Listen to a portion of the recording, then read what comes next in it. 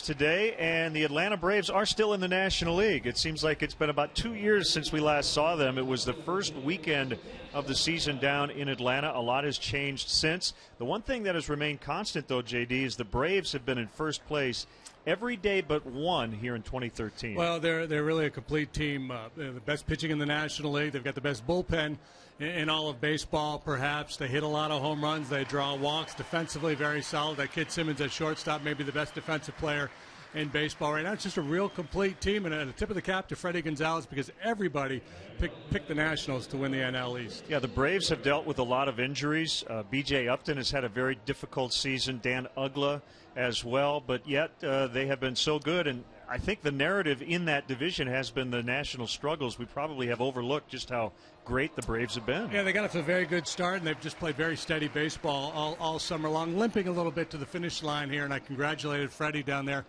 before BP. He's had a great year, and he would hear none of it. You know, in this game, nothing's for sure in this game, but the Braves expect to celebrate here in this ballpark in the next 2 or 3 days. Time will tell. But a great year for the Braves, and then the Pirates come to town after that, and they'll too have a chance to clinch a playoff spot here. So obviously the Cubs aren't going anywhere this year, but we'll see two teams are knocking on the door. Braves' magic number is 2, so they cannot clinch even with a win this afternoon. They would need the Nationals to lose later tonight to clinch today. And for the Cubs, with 9 games to go, there's speculation about next year's coaching staff. And right at the top, of course, is Dale Swaim. Let's hear from the Cubs president of baseball operations, Theo Epstein, and then from Dale.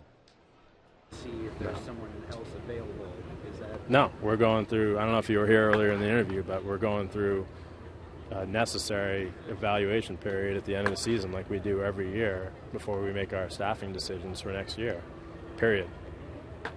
I've been around the game a long time and been on all kinds of different sides of it, and you know how it all works.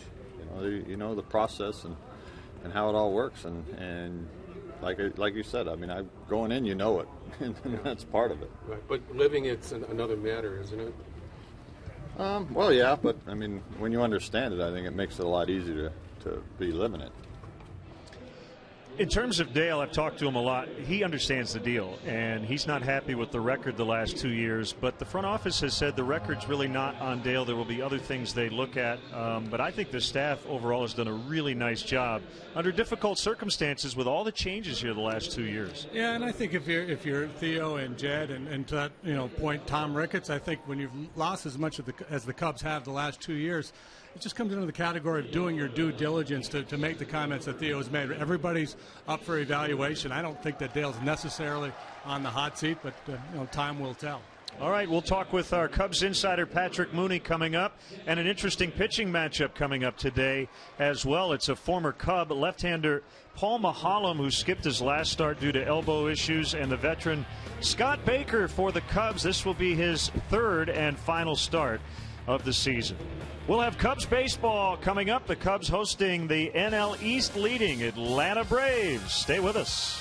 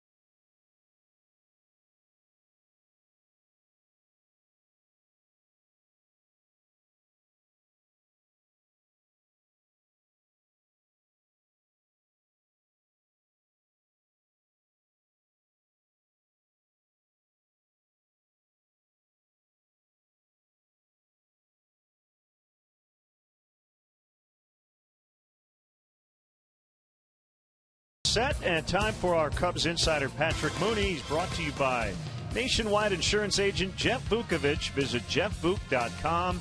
Nationwide is on your side. And Patrick, the big story in the headlines right now, Dale Swaim in terms of next year. He does have a contract for next season, but what's the latest? Theo met with some of us today on the field, and I think really hasn't changed from a couple of days ago when he said we're in the middle of an evaluation process for really everyone in the entire organization. I think if you're looking at a last place finish, 90-plus losses, you really can't just say everyone's coming back next year. Now, Dale has done a lot right here, a lot of things that they wanted him to do in terms of kind of creating a program, kind of creating a clubhouse atmosphere, but I think they look at some of the younger core players and maybe they haven't taken the steps forward they envisioned. Now, that's not necessarily Dale's fault. I think they're just trying to get to the bottom of that now in these last couple of days before they head into the winter. Some bad news on a short-term basis. It doesn't sound like it will linger into next season, but Wellington Castillo has a partially torn meniscus in his right knee, so he won't play again this season.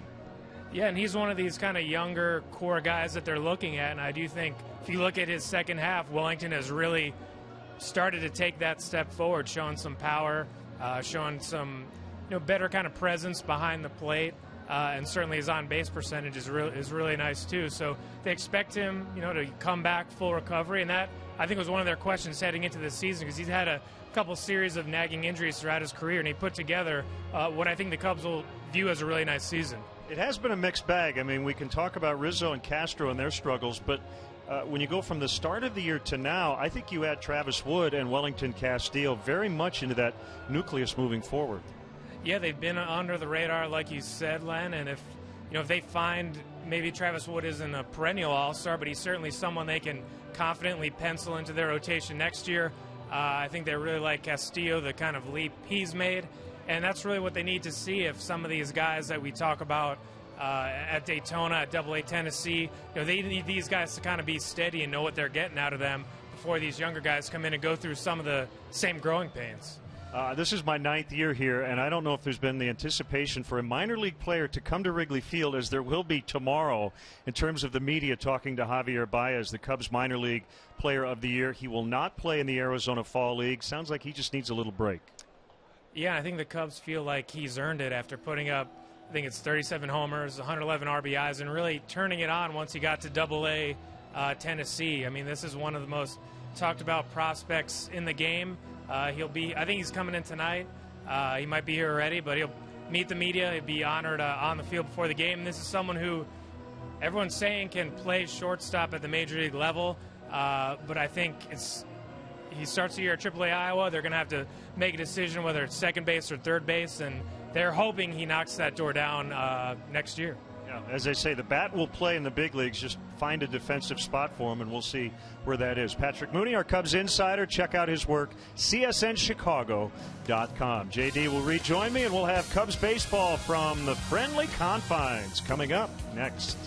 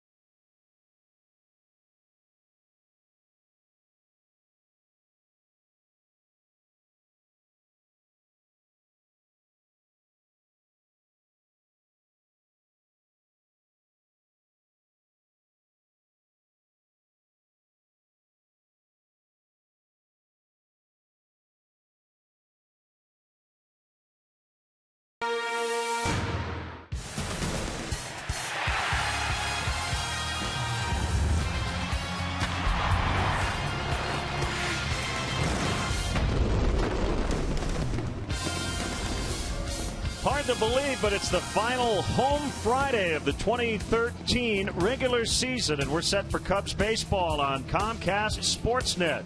Wind blowing out today, overcast skies, and we have the Cubs hosting the NL East leading Atlanta Braves.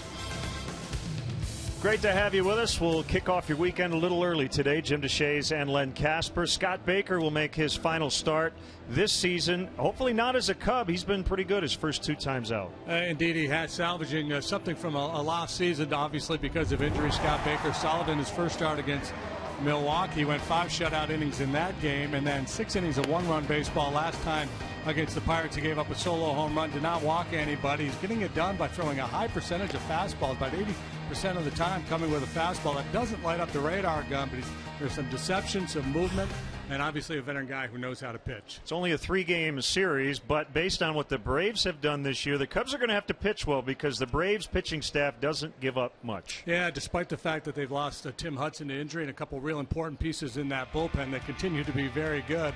As a matter of fact, first in many categories, quality starts, team ERA, bullpen ERA, the Atlanta Braves know how to pitch. That's been their story for years and years.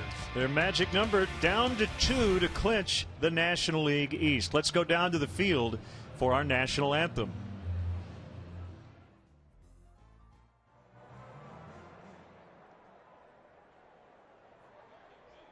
Ladies and gentlemen, at this time, please rise. Kindly remove your caps and join Wayne Messmer, accompanied by Gary Pressey at the Lowry organ, as they honor America with our national anthem.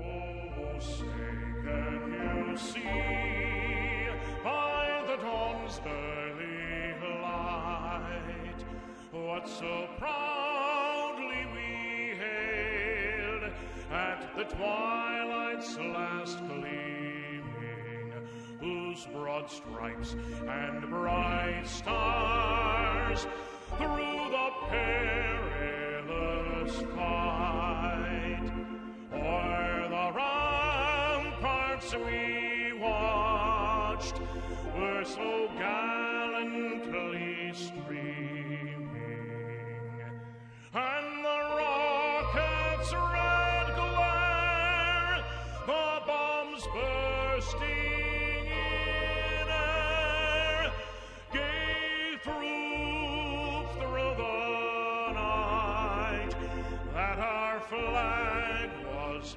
still there. Oh, say does that star-spangled banner yet wave o'er the land of the free and the home of the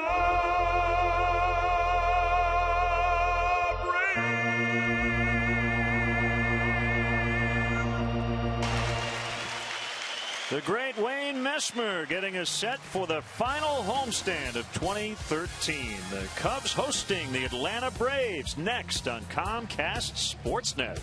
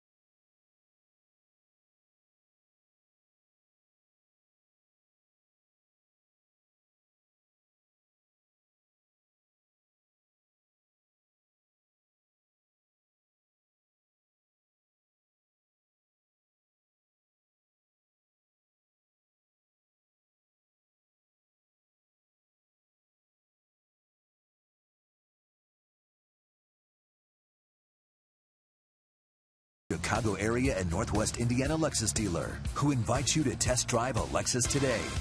Blue Cross and Blue Shield of Illinois. Through it all. BMO Harris Bank. Helping money make sense.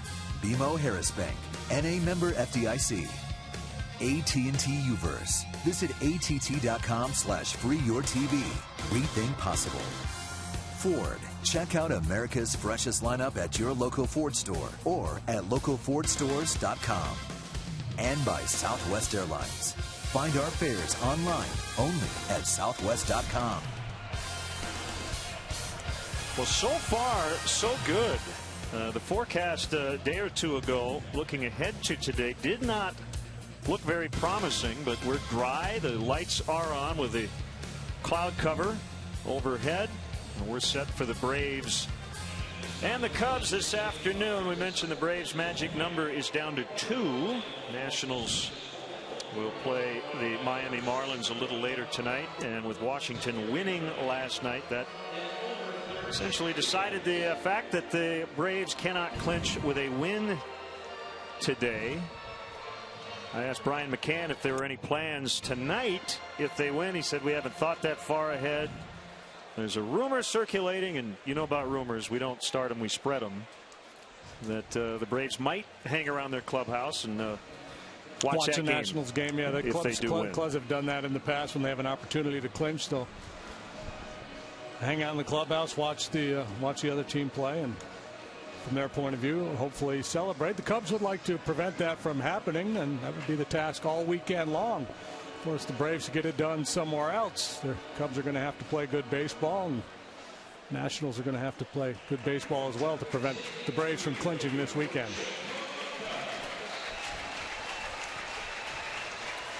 Let's check in on the Braves Southwest starting lineup. They have their leadoff man back. Jason Hayward might not go the distance today. May just get a few at bats like spring training as he gets ready for the postseason. They have 10 games to go. You have Justin Upton batting second and right. That's Justin, not BJ. Freddie Freeman at first. Evan Gattis will clean up. Brian McCann will catch. It's Chris Johnson, the third baseman, who might win a batting title if he can catch Michael Kadire. Dan Ugglas at second. Andrelton Simmons, widely held right now that he's the best defensive shortstop in baseball. And Paul Maholm, the former Cub, will pitch and bat ninth. Cubs on defense. Blake Sweeney and McDonald are in the outfield this afternoon. Murphy at third. Castro Barney up the middle. Rizzo, one of the best defensive first basemen in the league. Deanna Navarro is behind the plate. Our Lexus pursuing perfection starting pitcher is Scott Baker, making his third and final start of 2013 in a Cub uniform, and so far so good. 11 innings, 5 hits allowed in his 2 starts. He's only walked 1. He's punched out 5. This is his first ever start against the Atlanta Braves.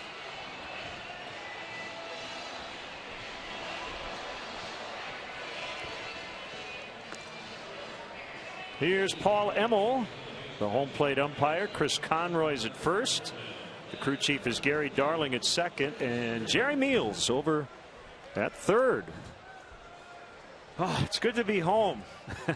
11 days away from Chicago, and the Cubs winning yesterday to snap a 5-game skid, finish the trip at 4-7. And have chronicled their struggles against their own division, but they are just 3 games under against everybody else. They got swept by the Braves in Atlanta the first weekend of the season. And here comes Jason Hayward, activated off the DL today. And if you're squeamish about these kinds of things, you might want to look away. This was Jonathan Neese flunking Hayward in late August. Broken jaw. Had surgery the following day, and this is his first game back.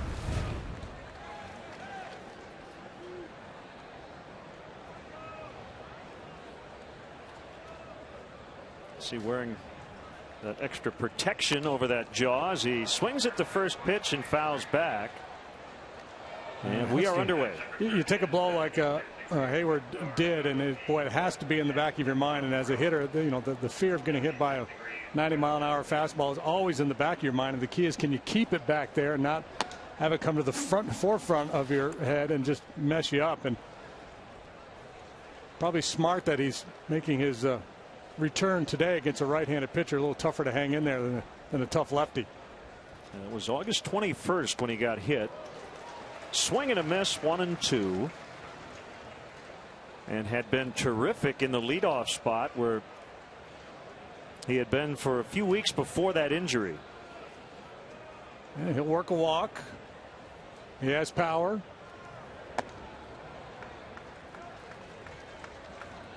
Braves, a pretty young team, and Hayward a big part of their core going forward.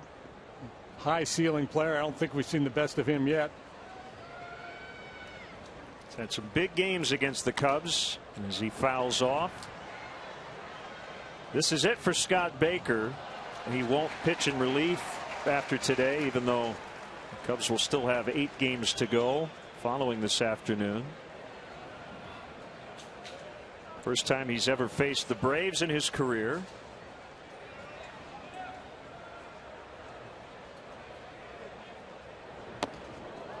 Inside, and it's full, 3-2.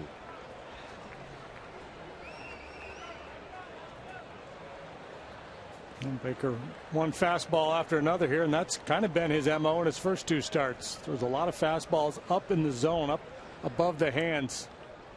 A fly ball pitcher. Tendency for that style of pitcher is to get a lot of foul balls, and sometimes the pitch count becomes an issue. It has not been for him. He's just thrown such a high percentage of strikes.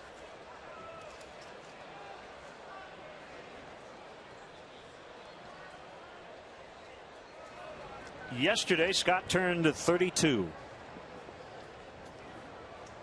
Another payoff pitch and another foul. Good battle between Baker and Hayward. And so that's the debate you start to have if you're Navarro and Baker. Do you come off the fastball, try to fool him with a changeup or a breaking ball? The downside is if you miss and he's not in quote unquote swing mode, you've got a leadoff walk.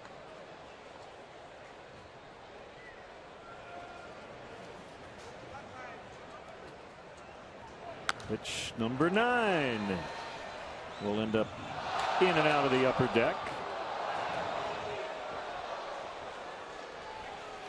And you see this a lot with a patient hitter he's got a full count.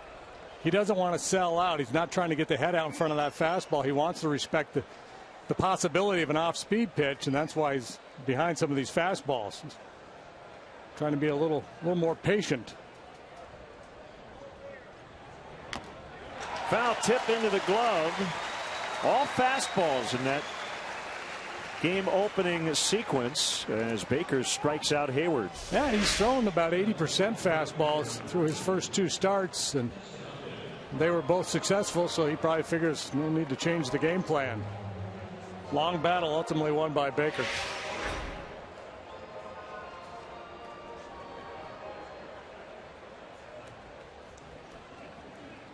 Here's Justin Upton. What a start he had in April, and the Cubs were on the bad end of that. He hit 3 home runs in that series and will have new life after that ball drops untouched by 3 Cubs.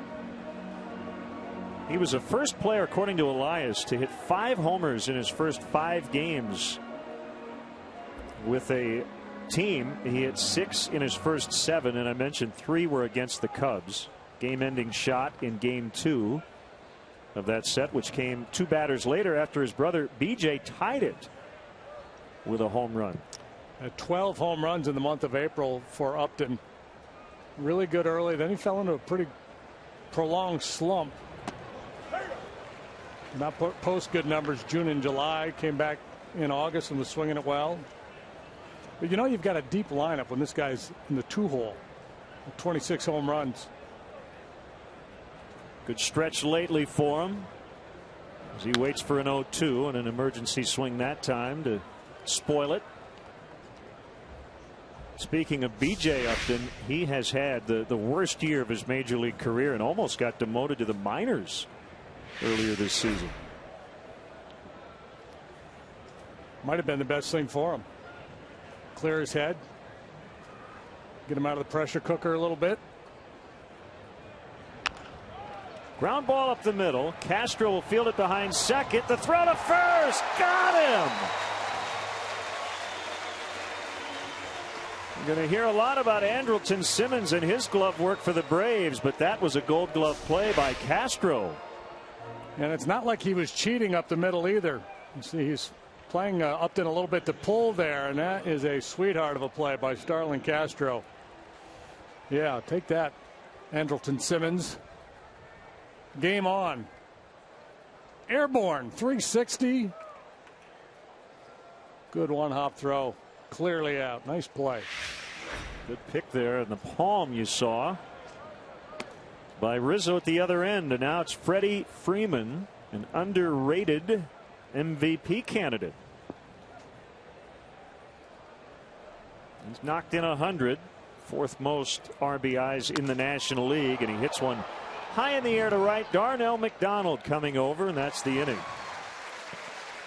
Baker had to make a bunch of pitches to get Hayward, but then relatively easy, getting a lot of help from his shortstop.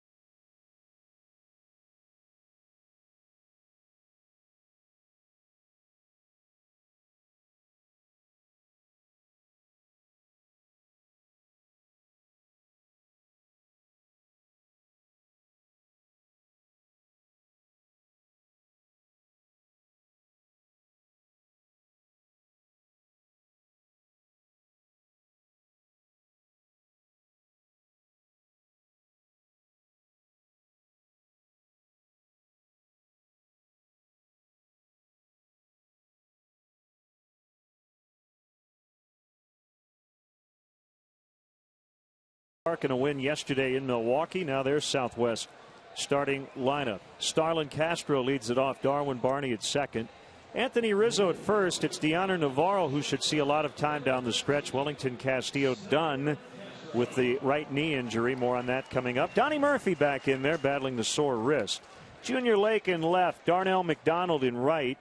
It's Ryan Sweeney, the left-handed hitting center fielder, with the pitcher Baker batting ninth.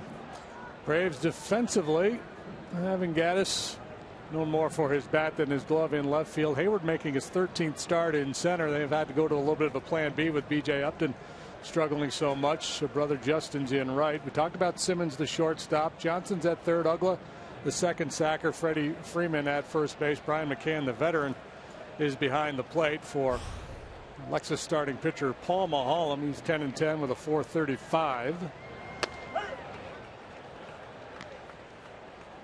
Didn't even spend a full year here, but was good with the Cubs before getting dealt to the Braves last season. 9-6 with a .374. So he's facing the Cubs for the first time since that deal. In the corner is Upton, and he makes a catch. We're used to seeing Hayward out there in right, but he's in center with Evan Gaddis over in left and Justin Upton in right.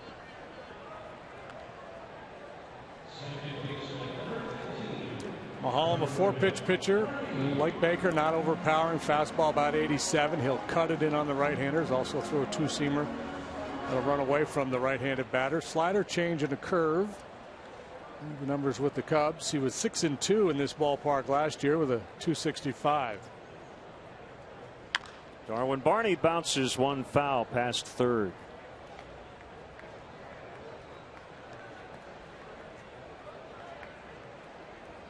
Holland first came up with the Pirates back in 2005. Lifetime 76 and 94. Had some rugged years in Pittsburgh on a club that was very difficult to win with.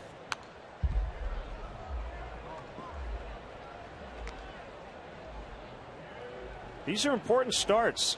Obviously, the Braves haven't clinched yet. The division has essentially been determined for quite some time. But for a guy like Mahalam, they have made no official decisions on what their rotation will look like in the playoffs. But right now, that number 4 spot seems to be up for grabs. It's interesting for a team that has pitched so well.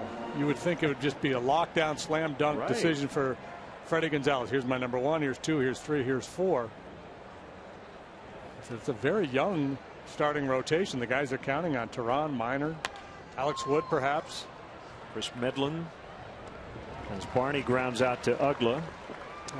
Aside from Mahalam, I guess Medlin becomes the salty veteran of the group. And boy, you know, the Braves lost that heartbreaker of a wild card game last year, so you know they're all about home field advantage throughout if they can get there, because they've struggled on the road relative to the other division leaders. They actually have a losing record, 38 and 40, the only division leader in Major League Baseball below 500 on the road. Anthony Rizzo takes a strike. You hope the 3-hit game yesterday gets him out of his slump after a pretty slow road trip.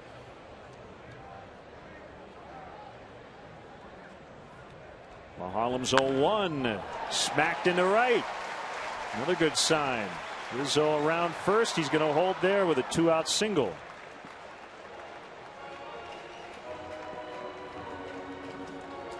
A situation there with 2 outs, you would love to be able to push it and try to get to second base, get into scoring position, but Upton was playing deep and was able to cut this ball off. It would have been pretty risky for Rizzo to try to get 2 bases here. From the warning track, strong throw back in. That'll bring up switch hitting Deoner Navarro. Wellington Castillo left the game yesterday with a sore right knee. Had an MRI this morning. He has a partial tear in his meniscus, so he's going to have arthroscopic surgery. Won't play again over the final 9 days of the season, but it sounds like the recovery is as routine as it could get after surgery, and should be good to go well before spring training. And what a season Castillo had. Yeah, maybe the best story for the Cubs this year, his development. Swing and a miss on a good changeup. 0-2. Because it is such an important position, and there were question marks with the way he has come along behind the plate and at the plate in the second half in particular. Very impressive. I guess the rehab's about 4 to 6 weeks.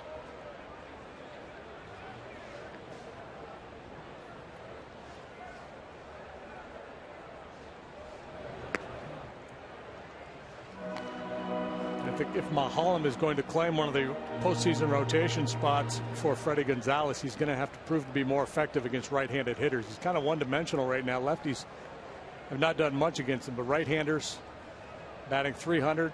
370 plus on base, 470 slugging, 13 of the 14 home runs he's allowed to right-handed batters.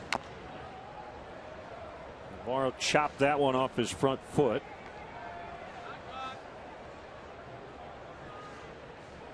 Kind of looks like a guy that could move into their bullpen and use him as a lefty specialist.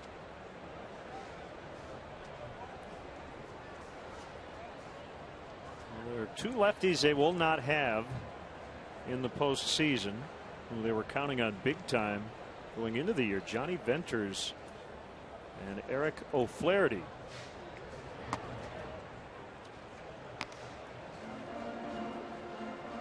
Both had Tommy John surgery.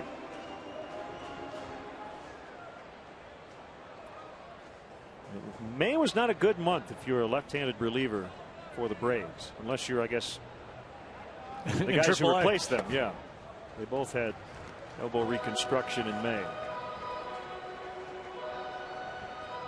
Luis Avilan and veteran Scott Downs are their lefties right now. We got Downs from the Braves, or from the Angels rather.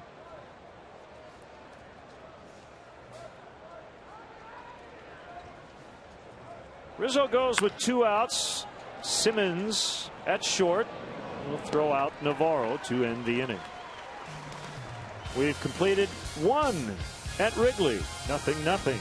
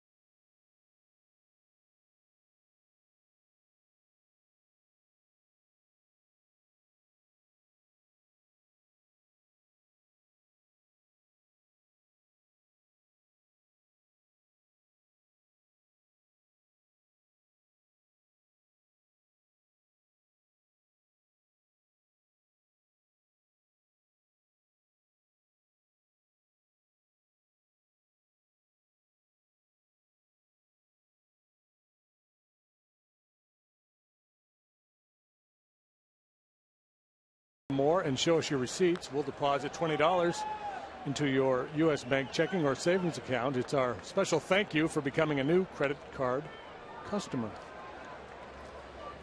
We want to welcome those viewers watching us today on ESPN UK and on Rogers Sportsnet.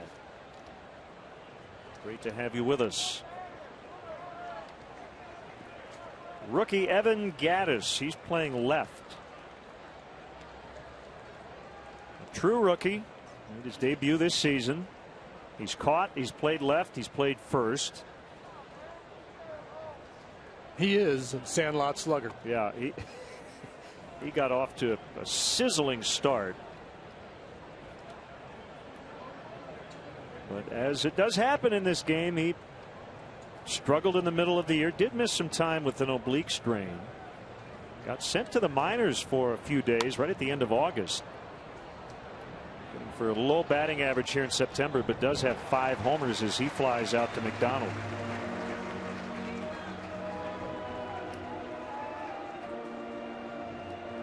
He was the rookie of the month in April and May. Really provided a big lift for the Braves with Brian McCann hurt. Gattis did a lot of catching and provided a lot of power. Now McCann, who's due to become a free agent after the season. He's a 7-time All-Star. Alluding to that absence you referenced, he missed the first 30 games after right shoulder surgery. But 20 homers leads the majors in terms of catchers since he came back in early May.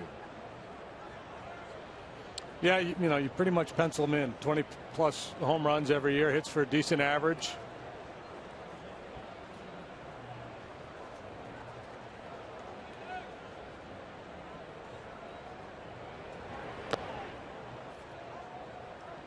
It's interesting. You go back to the Braves' last division title. It was 2005. It was the last of 14 in a row. That was McCann's rookie season. This is a young ball club, and I guess he's now the Chipper Jones, the John Smoltz, the guys like Simmons, and some of the younger players we've referenced. All right, so the question is, will he get to be the Chipper Jones? Will he be the guy that stays there for the rest of his career, or as a free agent? Will he move on? And you know, there's going to be competition. Somebody's going to be willing to write him a really big check.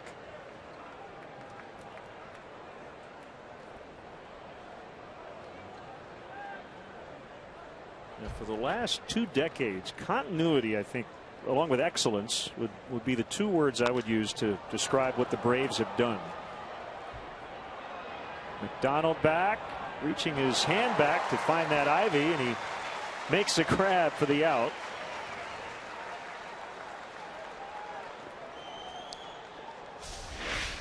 A bid for home run number 21. And again, with Scott Baker on the mound, there's going to be a lot of fly ball outs. One stays in the yard. 5 up, 5 down for Baker so far.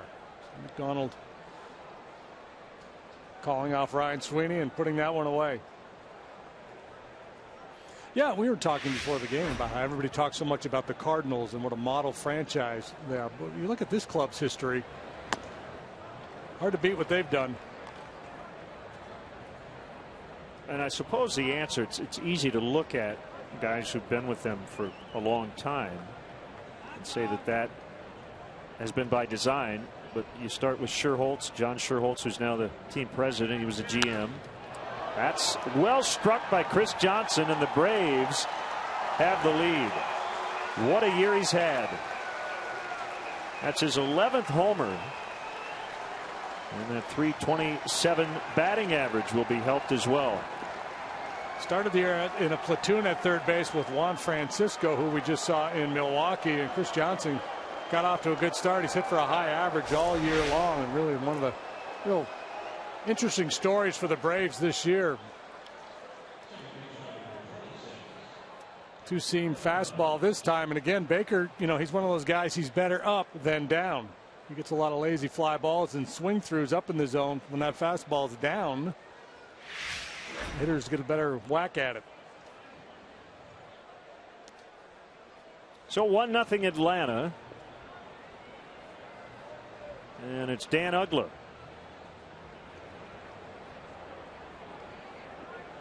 Johnson came over in the Upton deal with the Diamondbacks. Spending the first couple of years of his career in Houston, where he never really was able to gain traction. A lot of power, a lot of walks, a lot of strikeouts, low batting average for Dan Uggla. He had corrective eye surgery, missed a couple of weeks in August.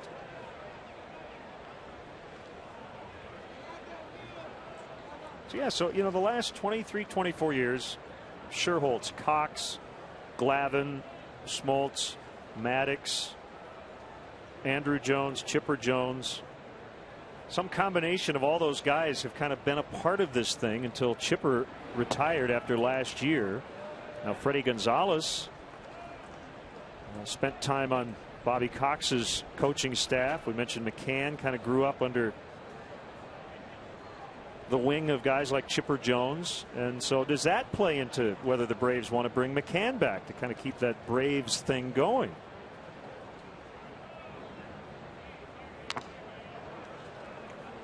Yeah, you know, and McCann's a local kid. He's from the Atlanta area.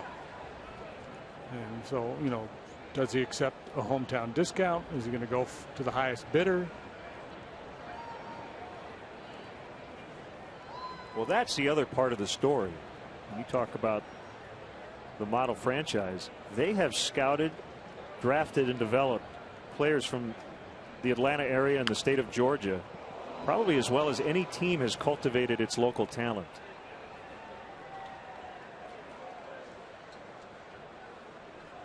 I guess kids grow up, they want to be Braves. Well, they yeah, get drafted and they there's get to the big leagues. great that, you know, the youth select baseball is really good in Georgia. And you just look at the annual draft every year, you see a lot of kids come out of that area. 3-2 the count on Ugla.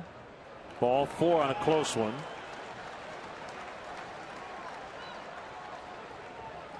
Jason Hayward. Jeff Francoeur. Yeah, the stories about Hayward where they were kind of hiding him a little bit. He was so good in high school and in select ball that teams wouldn't pitch to him.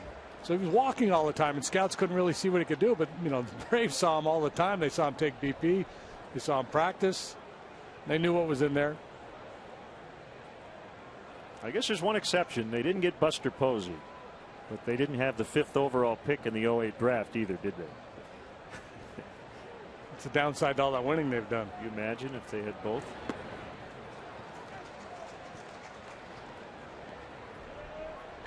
Simmons has gotten the attention of everybody in Major League Baseball with his glove work, and offensively, he's not hitting for average. He doesn't walk, but he does have power. 15 home runs. From the 8th spot in the batting order, slick fielding shortstop, you'll take that. Bounced foul. Baker gave up a home run in his last start, but as you said, it was a night for fly balls. And it was a solo homer, just like the one he gave up to Chris Johnson. Didn't walk anybody.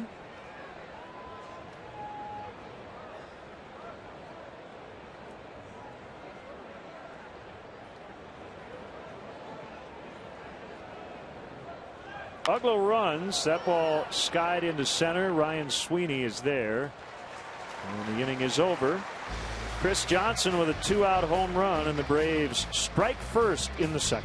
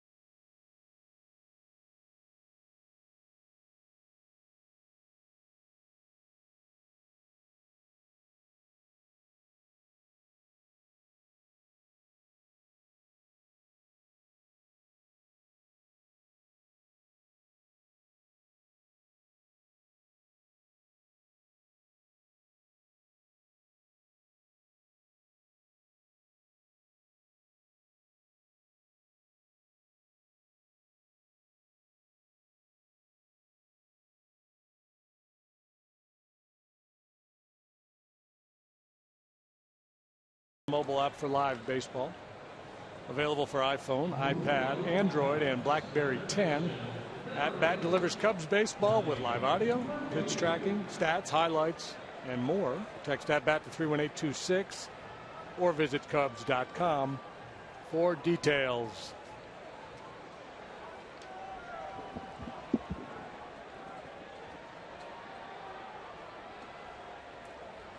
So 1-0 Atlanta. And here's the Cubs third baseman Donnie Murphy. You can see it below that batting glove. That left wrist is heavily taped. Been giving him some problems lately as he tries to snap an 0 for 15.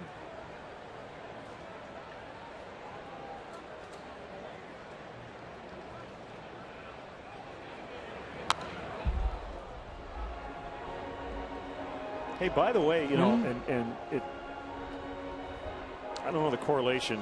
Some people think there is. Some people think it's random in terms of injuries and the medical and athletic training staffs. Obviously, Kuji Fujikawa had to have elbow reconstruction. We mentioned the Castillo injury, but by and large, when you look at the Cubs' everyday players, this athletic training staff's kept them on the field all year. Had a good year. Yeah. The nagging injuries have really been few and far between. Guys like Rizzo and Castro, and you think about Sweeney and DeJesus, those were just freak things banging up against the wall in the outfield. There's a changeup from Mahalam. We talked about his struggles against right-handed hitters this year, but you know, he's a guy in the past has been pretty good because of that combination of changeup and then cutter in. Pretty good at keeping right-handed hitters off balance.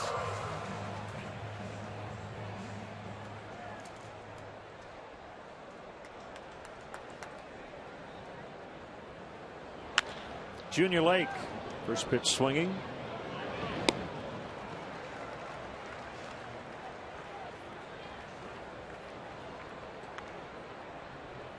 He's pretty smooth out there. He's a glider.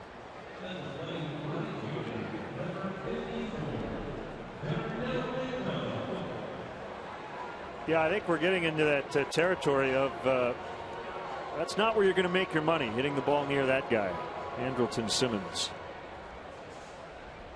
Yeah, pick on somebody else.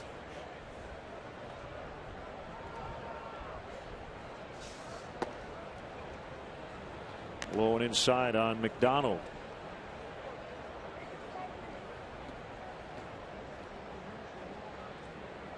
I think the biggest issue in terms of injuries and teams being able to control and limit them, number one, the fluke stuff. Like I mentioned, Ryan Sweeney backed into a wall in Seattle and broke his rib, ended up on the 60-day DL. How do you prevent that? You don't. Can't. Wrong guy again. Yeah. And Mahalam cruises through the second. 1-0 Braves.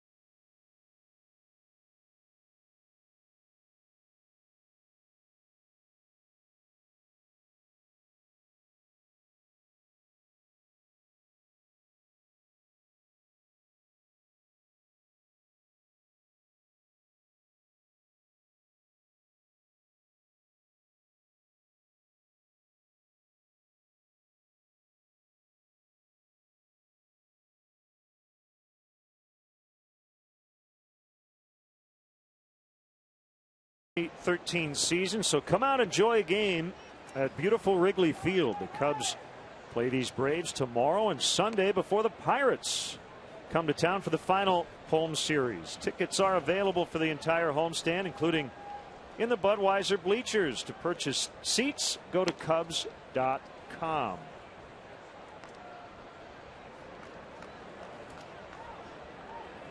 Mahalam will lead off the Braves third, as they have a 1-0 advantage on the Chris Johnson homer. Pirates won their ball game yesterday. The Cardinals lost a marathon game to the Rockies, so just one game separates those two. What if the Reds win this division? They could. Sure. They're only 2 out and 1 behind the Pirates, and it'll be the Reds and the Pirates this weekend. St. Louis is in Milwaukee.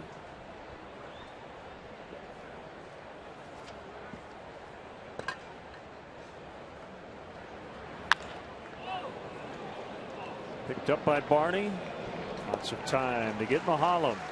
Now, we saw it with Simmons, and we've seen it with Barney all year. You know, infielders, the best infielders, when they can, will get in front of the ball. And you see the guys with the quick feet really work hard to square up behind the baseball. A lot of guys would have tried to backhand that ball, similar to the play Simmons made in the first inning. But if you got the quick enough feet and you can get behind it, it's worth it.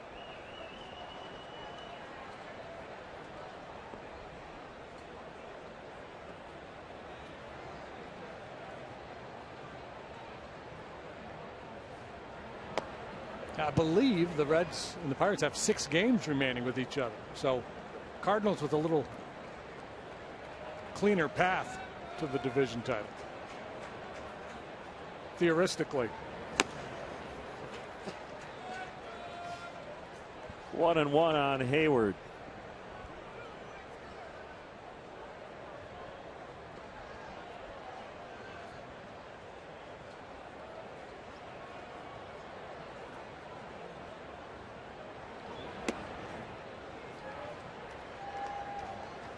Back on the injury thing, I mean, obviously Hayward gets hit by a pitch in the face, another thing that's hard to control. But while a lot of injuries appear to be random, I think there are a lot of things about the game that we just kind of took for granted that they just happen. But we found out a lot more about what they all mean, and I think that's the next frontier, is really figuring out the best way to avoid oblique strains and hamstring strains. Yeah, well, protecting your assets. Don't sign out of shape fat guys. Would help, but you're right in terms of preparation and how much stretching do. I think sometimes guys maybe overwork a little bit in the weight room. You know, the typical response from guys of my generation is, I don't even know there was any such thing as an oblique, because that seems to be a real trendy injury in the last few years. But the guys are so much more committed to their workout programs now. Players are just more athletic, I think, than they were years ago.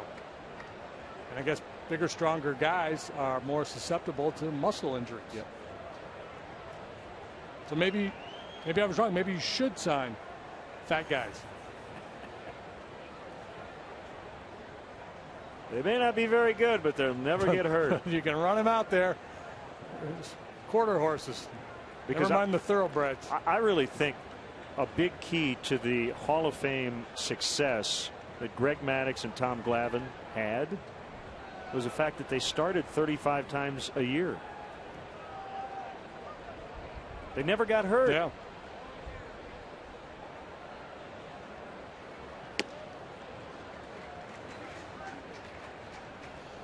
And so the knee-jerk reaction is to say, well, they were finesse pitchers, they weren't power guys. But then how do you explain Nolan Ryan, the longevity he had? That's the thing. There's no, at least as far as I know, there's no one model. I got another couple of examples. Jeff Bagwell had a lot of years, which he played, 154 to 160 games. Prince Fielder has been very durable. Fielder has missed probably 10 games since 2006. Maybe 15 at the most. I mean, the last few years, 162, 161, 162, 162, and I think he's played all of them this year. Right, and so, and obviously middle infielders, catchers, center fielders, I think they're more in harm's way because of the nature of the way the game is played than, say, a first baseman. So then you get back into that conversation about aggressive versus reckless play in the outfield. Puig, the greatest example. For me, I love the energy, I love the hustle, but he's got to be a little bit smarter to make sure he stays on the field. Yeah, and I guess that's a great capper of the discussion is finding a way to get players to buy into the staying on the field all year. Bryce Harper would be another Harper's example. another one, yeah, and I don't buy that. Well, it's just the way I am. Well, stop being that way. I mean, that's, if I'm the general manager, that's great, but we need you. Yeah. 3-1 on Upton after Hayward walked. That Harper play this year when he ran into the wall, I mean, it was admirable. I mean, man, I mean, he ran like it wasn't there. But that's something he's got to fix. Swing and a miss, strike three. That's right, strike two rather. 3-2 on Justin Upton. Freeman on deck. I started the K in my book. I got one little red line there. I was just watching him walk off the field, and he stopped, and I realized, wait a minute.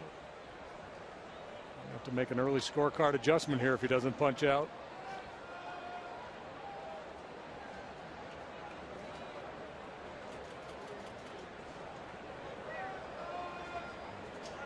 Kick, the pitch, just missed. Ooh. I don't think you would characterize Paul Emmel as a pitcher's umpire. Man, looked like a strike. Yeah. I guess the biggest thing was the way Navarro had to move his glove. Yeah. But didn't hit his spot, but it was on the plate, and it was high enough.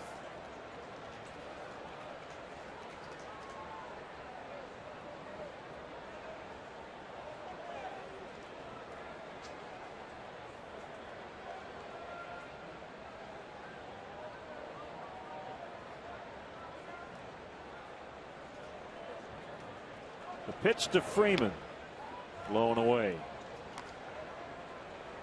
I don't know if a guy could do quite what Glavine and Maddox used to do in getting all the calls they got off the outside corner in their career. But do you believe in general, if a guy like Baker hits the mitt more often than not, he can buy strikes even if it's off the corner? I think it just depends on the umpire.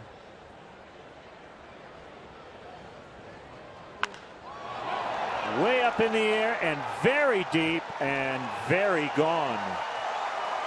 Freddie Freeman just cracked a 3-run homer, and it's 4-0.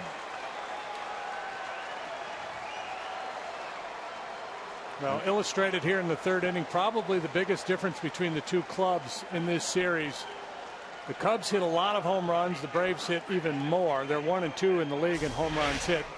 The Cubs hardly ever walk. The Braves walk a lot. So whereas the Cubs hit a lot of solo home runs, the Braves do this a fair bit. Our forward home run replay, it's a 3-run shot off the bat of Freddie Freeman. He's good down, boy. He has that uppercut swing. You throw it down to him, and you're asking for trouble.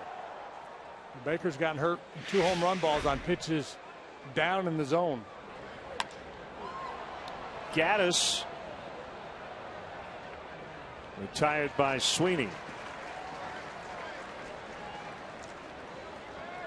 Again, Baker is going to give up home runs, but the 2 walks preceding that Freeman blaster would ultimately will cause a pitcher more problems. Instead of 2-0, it's 4-0. Yeah, and that's why, and then, you know, again, we come full circle here. We get back to the conversation that's going on around town here with Dale Swaim and his job status, and people are talking about Starlin Castro and how the Cubs tried to fix him, tried to get him to be more patient. Well, there's a reason why they did that, because if Castro was a guy who could work a lot of walks, he becomes a much more valuable player. You know, the idea that it was a mistake to try to change Castro, I don't buy it. I mean, you're trying to make the guy the best player he can be, and if he can develop some patience, he's going to be a heck of a lot better player. 1-1 on McCann.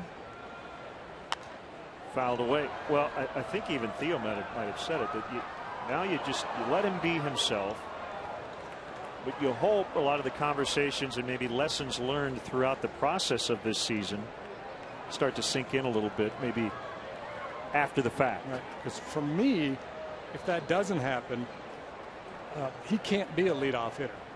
I mean, he can still be a good major league hitter, and he's proven that. His ability to to put the barrel on the ball and to get hits when he doesn't put the barrel on the ball. But I still think you need more of an on-base presence at the top of the batting order. And he loves to hit at the top of the order, so there's the rub. Ground ball to Rizzo. Baker over to cover. And the inning is over, but Freddie Freeman with a big blast, a 3-run shot, and the Braves now have a 4-0 lead in the third.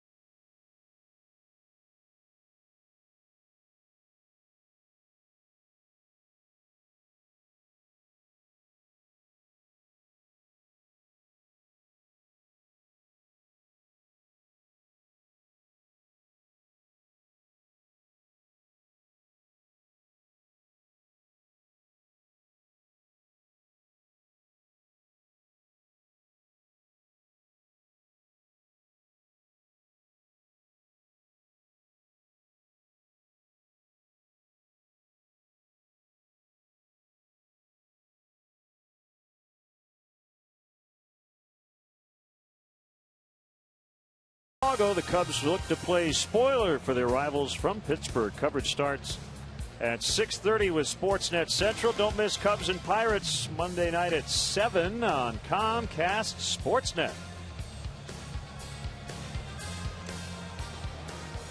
Freddie Freeman with a 3-run shot, giving Paul Maholm some extra cushion.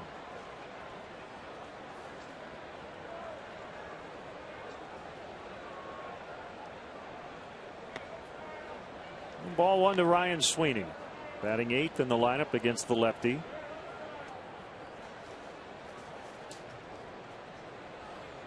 Chris Medlin, Travis Wood tomorrow, Julio Teheran and Edwin Jackson on Sunday.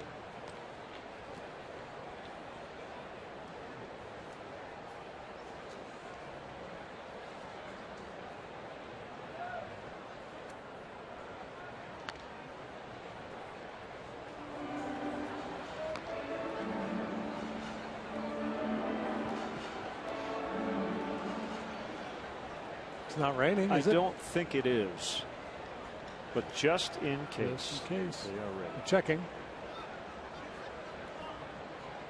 Maybe there's birds.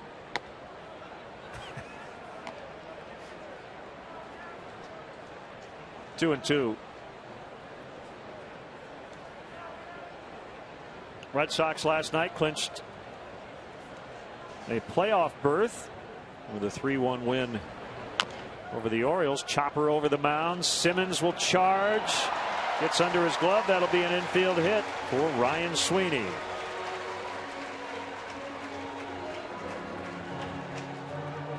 Well, given the reputation, you expect Simmons to make every play.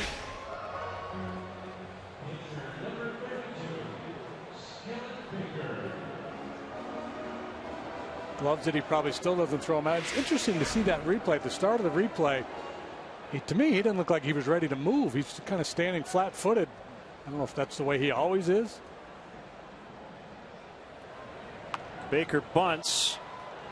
And Maholm doesn't even look at second. Ugla covering first. We'll go 1-4 on the sacrifice.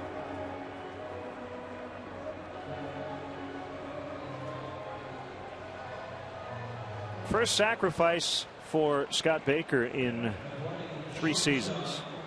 Far be it from me to tell this phenom Simmons how to play shortstop, but it just looked to me on that ground ball Sweeney hit look at his positioning out there. Normally you see guys up on his balls of his feet. He's ready to go. Yeah. I mean, again, I don't think it impacted the play. I think he was going to make the play there. Here's Castro with a man at second for the first time. So the Red Sox magic number in the East is 2, but they're in the playoffs either way. The Dodgers clinched the NL West with a 7-6 win at Arizona, and it was not without controversy.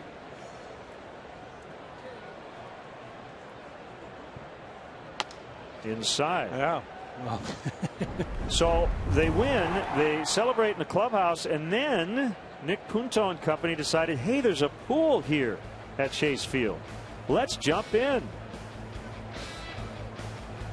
They got the goggles on to keep the champagne out of their eyes, so they're ready to go. Diamondbacks personnel very upset. Yeah, they had asked them to not come back to the field. Mistake number 1. It's like, whatever you do, don't eat that pie in the window. Right. Willie Bloomquist, quote, I think it's tired and disrespectful. Stan Kasten said, I've never been around a celebration like this that didn't get excited and a little bit boisterous. He's the team president of the Dodgers. The norm, right? When you clinch on the road, typically the celebration is in the clubhouse and it stays in the clubhouse. So I think that the difference maker there was just the fact that they had a pool. Somebody said, hey, wait a minute here. Let's go jump in the pool. I don't think it was meant to disrespect the Diamondbacks. I think it was just a bunch of guys celebrating a division championship. In the dirt. 2-2 the count on Castro.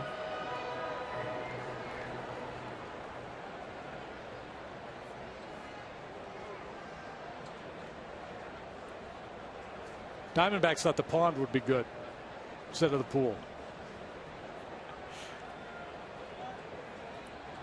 I can't think of an example in the past of a team asking the visitors don't celebrate on our field. That is a little odd. Yeah. Well, you know, normally what happens is there's a big bone pile on the field. Everybody jumps up and down. They get their hats, the T-shirts, whatever. They get, they come walking into the clubhouse and get all that, and then they just hang out in there and party and go home. And I'm guessing that what would have happened had there not been a pool in right field.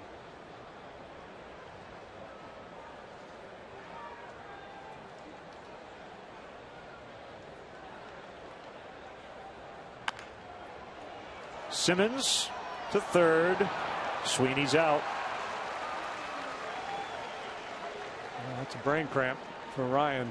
No business trying to go to third base on that ball. If it's behind you, go. If it's in front of you, stay put. Pretty easy pickings for Simmons.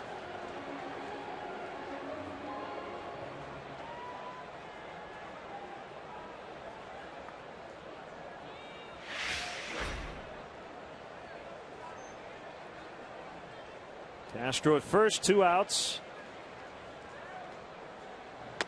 And a strike on Barney. And you know, we always get the shot of the manager after the blunder, the bad throw, or the base running play, and understandably so, because he's seething inside, and those are the plays that reflect poorly on a manager. You cannot manage that out of a player.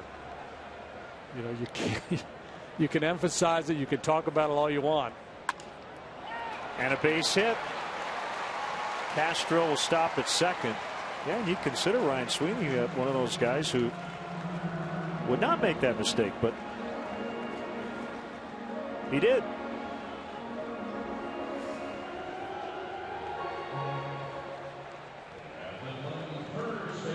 And of course, what follows is a base hit that would have scored him.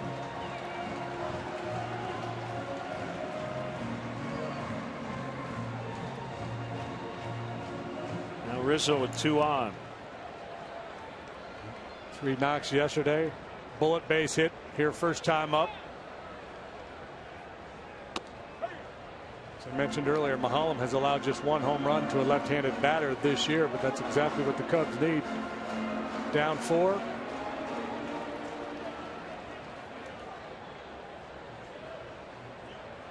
Big fly would work just fine here for Rizzo. And that will get the job done. Castro scores. Barney to third. It's 4-1.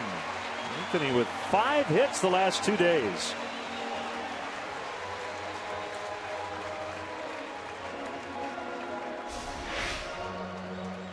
Home trying to slide a breaking ball to the outside part of the plate. He manages to do that, but it's up, and Rizzo, long and strong, can reach out and pull it beyond the reach of Ugla.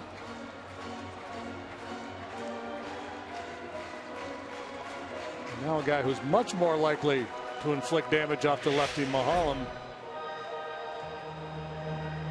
Babe Navarro, he has just been wearing out left-handed pitching all year.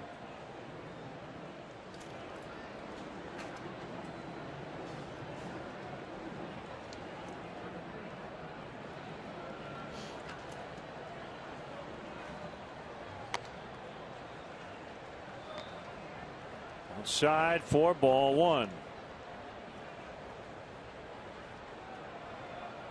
Mentioned Mahalam's. Go ahead. No, just looking at those numbers.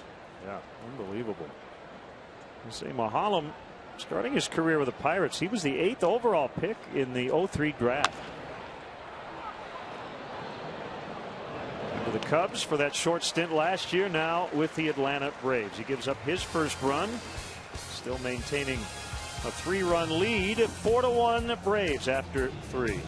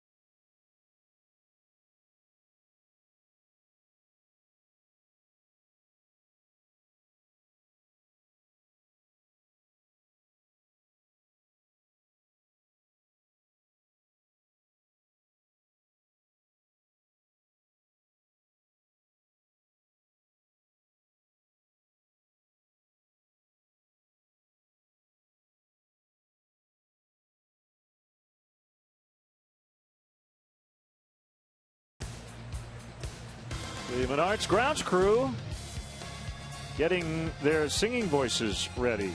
They will conduct the stretch from the field as they do every year. The final home regular season game. That'll be next Wednesday against the Pirates. Anthony Rizzo with 2 hits and an RBI. Do they do a little choreography? No. Just straight up singing it? Plop down the mic in front of the dugout and let it rip. Dennis Miller will conduct the stretch this afternoon.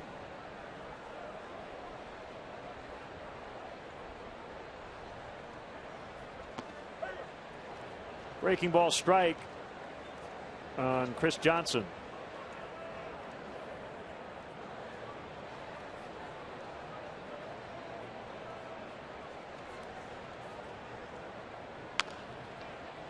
Bounced foul. Son of a former major leaguer, Ron Johnson. Cubs employing a little shift here. Barney trying to humanely chase him out of the infield.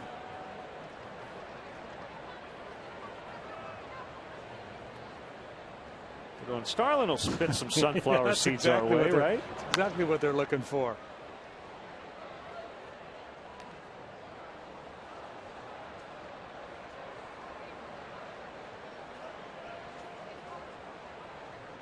Go hang out there by the shortstop. He's got a pocket full of them.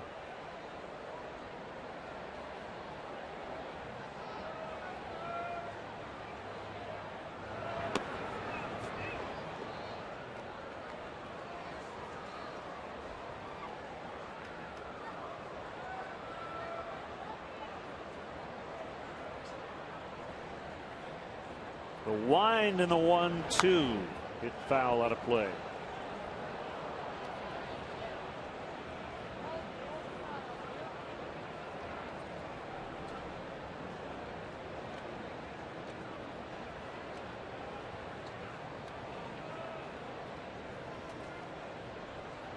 Only matinee, everything else later tonight around the bigs.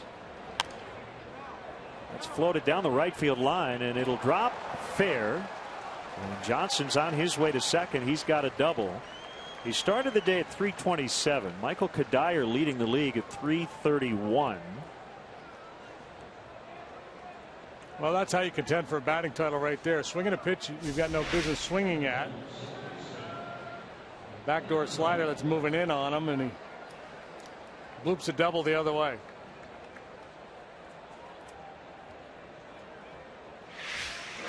Johnson, who has earned a reputation of being kind of a real streaky hitter, who's been pretty darn steady this year. The streak has lasted all year. Yeah.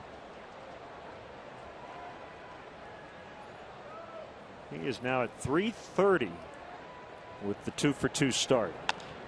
Ugla goes after the first one. And flies out to Sweeney. Johnson hit 369 in April, 283 in May, his lowest monthly batting average. He's been steady as she goes. Greg Walker, former longtime White Sox hitting coach.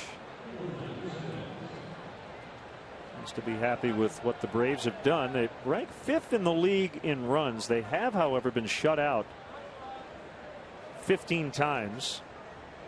That will not happen today.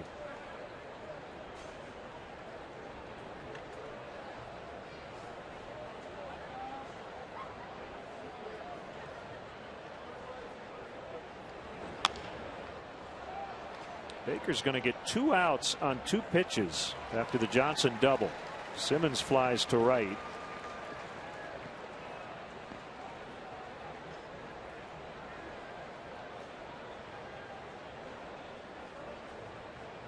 You get the reputation as a strike thrower, despite the fact Baker has walked 3 early on. You are going to get some early swings.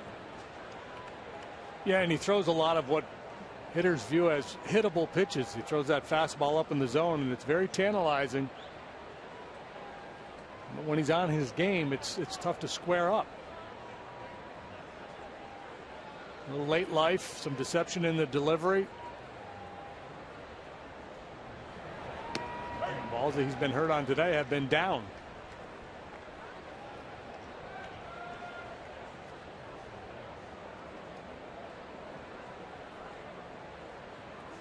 Holland did homer as a Cub off Ian Kennedy last year on June 23rd, second of his career. I think this is a situation for me where it makes sense to play your outfielders maybe even more shallow than they are. Not that the Mulholland can't hit one over their heads, but Johnson at second base is not a speedy guy. You'd have a real shot at throwing him out on a base hit at home plate, so tighten up just a little bit more even perhaps.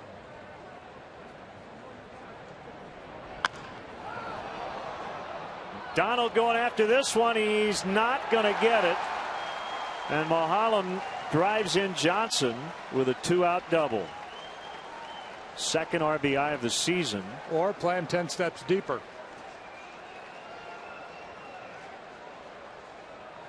You defend against what's more likely to happen, and this was less likely to happen. But again, it's so counterintuitive. Baker getting hurt by pitches down in the strike zone. That's where pitchers are always taught to work down, but he's better up.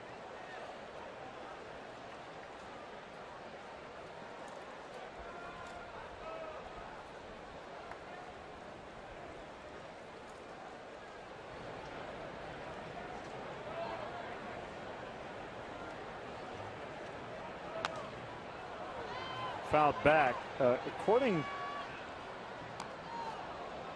to the pregame reports, Jason Hayward was going to get 3 at-bats or 5 innings in his return to the lineup. So this is his 3rd trip to the plate, although I guess if he wants to be a stickler about it, he can tell his manager, well, I've only had 1 at-bat because I walked in the 3rd.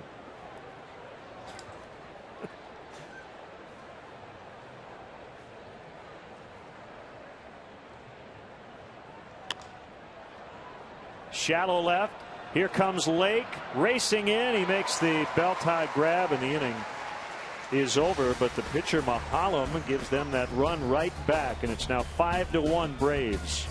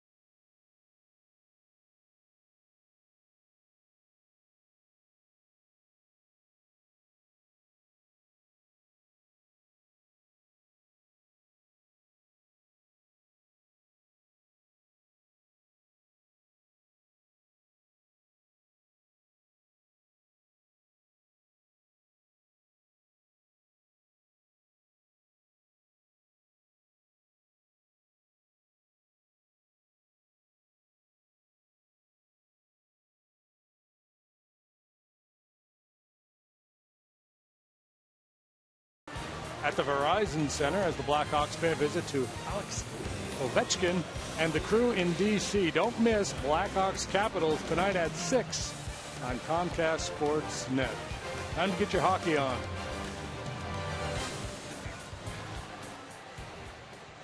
Blackhawks lost in a shootout, but they still got 1 key exhibition point. That doesn't count. Now, does hockey have, like, you know, in baseball we have the Grapefruit League and the Cactus League? Is there a name for the exhibition season in hockey? No, I don't believe there is. Well, you could make that happen. I suppose we could. Hey, look at that. Let the Blues Brothers meet the Oompa Pop Band. Donnie Murphy. It's a ground ball to Chris Johnson.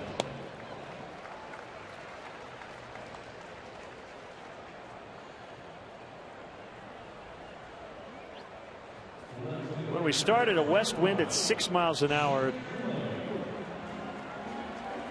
It's died down even from that. Not much happening. But if you do get a hold of one today, you will be rewarded. Let's put it that way.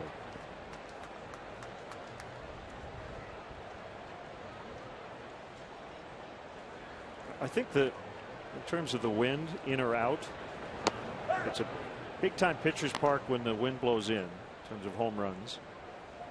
In all other cases, I think it benefits the hitters. So wind blowing out is obvious, but in a calm setting, when the wind is not a factor, because it's 368 in the alleys, you would call this a hitter's park. Yeah. It's a Zach Ross Cup. And on a muggy day like today, the ball carries pretty well, too.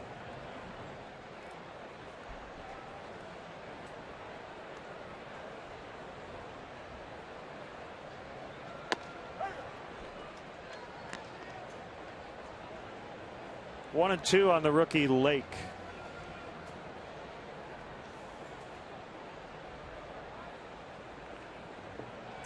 What are the chances they'd all dress like that and end up sitting next to each other?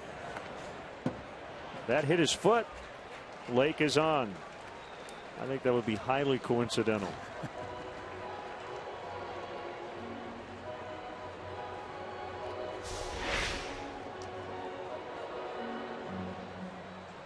So that breaking ball down and in. Lake takes it off the toe.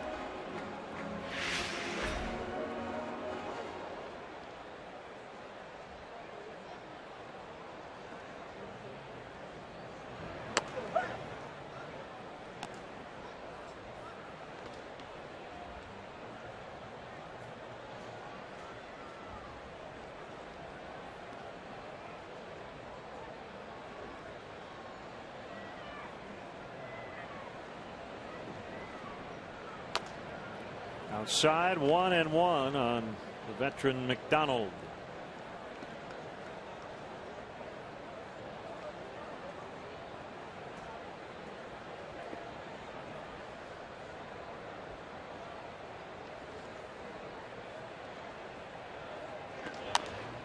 Fouled off.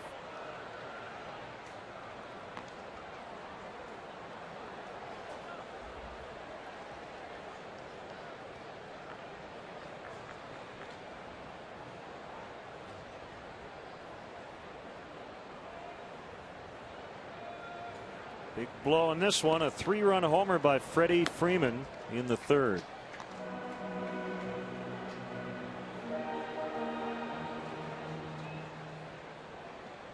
Braves a very home run dependent club. A lot of boppers in their batting order, top to bottom.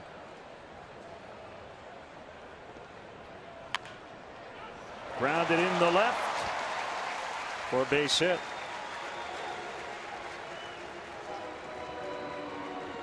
And McDonald's had good at-bats lately. He still has not had a lot of playing time, but the last 10 days or so he's been able to contribute. Good swing here, and the Cubs again have something in business. Got one last inning, had an opportunity for more, left a couple men on base. Sweeney the hitter, and Brian Bogusevic has moved out on deck.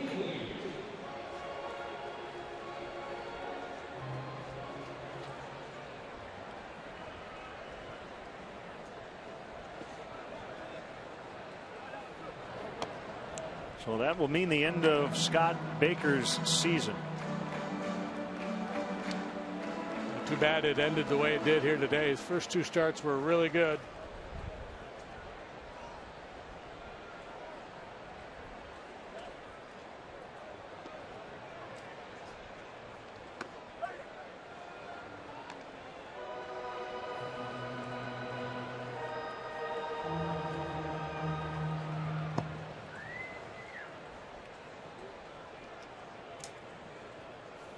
Holland, born in Mississippi.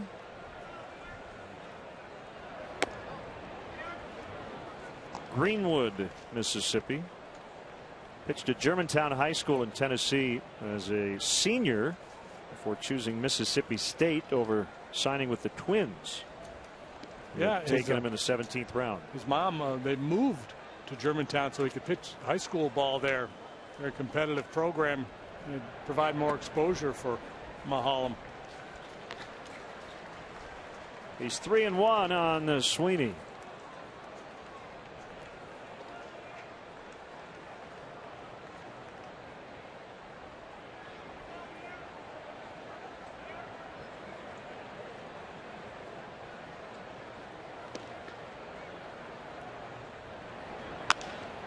A fly ball to left. Gaddis will make the play.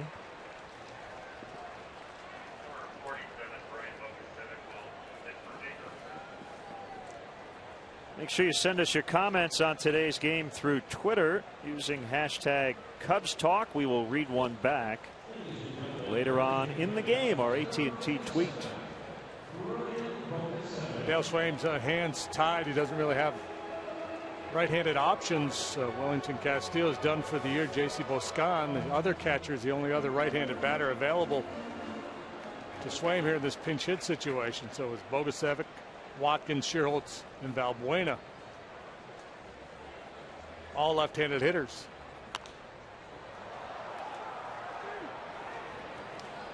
Ryan with a long home run off the bottom of the scoreboard yesterday in Milwaukee. And that was off the bench, pinch hitter in the ninth. Hey, did you see the comments by Kyle Loesch? I did not. There may be a follow-up from MLB on this. Called strike 0-2. After the game, he claimed that Chad Fairchild had commented to Martin Maldonado during the game that, quote, his grumpy face was going to cost him some strikes after he gave up the Schierholtz home run. Loesch said he didn't hear about it until after he came out of the game, so it was like secondhand info. Really? His grumpy face is going to cost him some strikes. According to the MLB.com report I saw. So we will wait for a follow-up on that.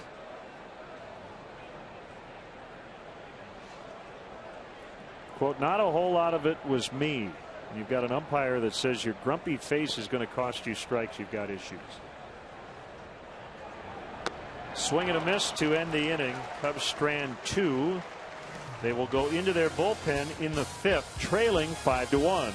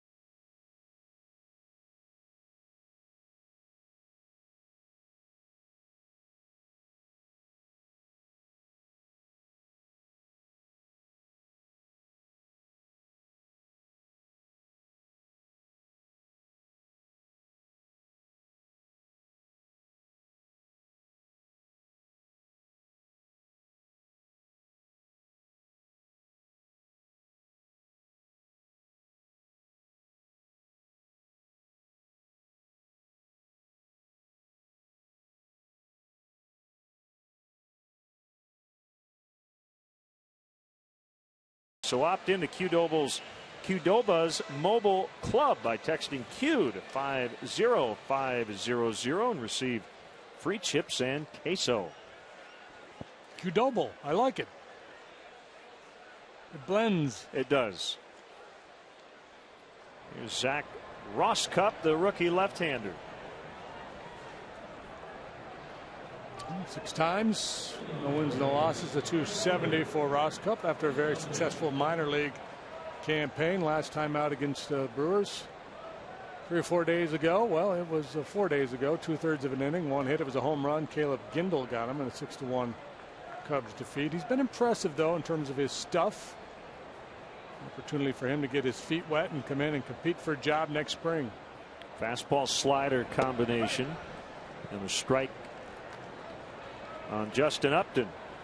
I want to send out happy birthday wishes to our engineer in charge, Victor Navarro, celebrating today.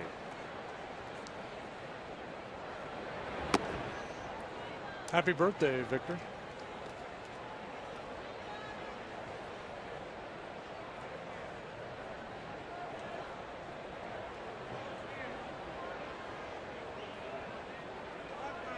Ross Cup from the stretch, the 1-1 pitch.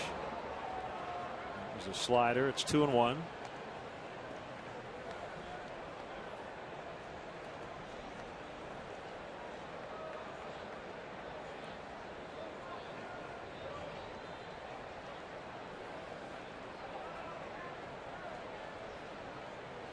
From Clackamas, Oregon. Acquired from the Rays. And the Matt Garza deal. 3-1. Some left-handed pitchers have a hard time getting the ball in on right-handed hitters. That does not appear to be the case for Zach. I think he has a little natural cutting action to his fastball. Throws a lot of heaters in on their hands. His issue may be command down and away to the right-handed batters. It's a leadoff walk.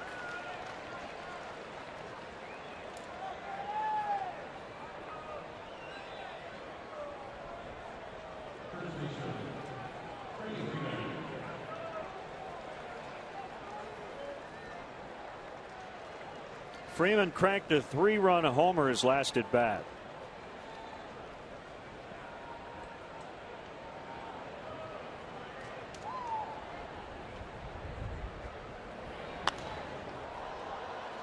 It's an infield pop-up this time.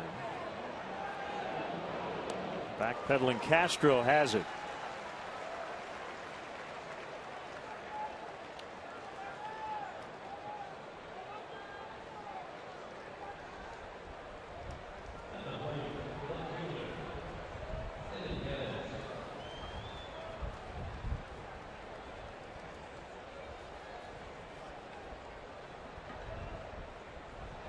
Brings up Gaddis.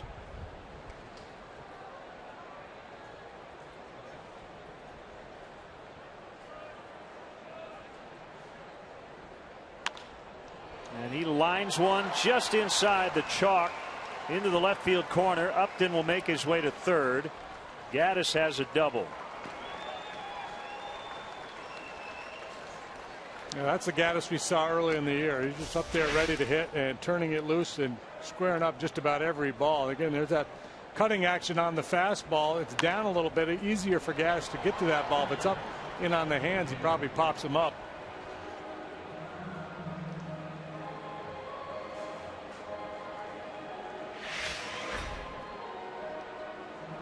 Quite an odyssey for Evan Gaddis, who was a 23rd round pick of the Braves in 2010. Signed for $1,000 out of the University of Texas of the Permian Basin. Infield in. McCann looks at ball one outside. Warning track fly out and the ground out. 0 for 2.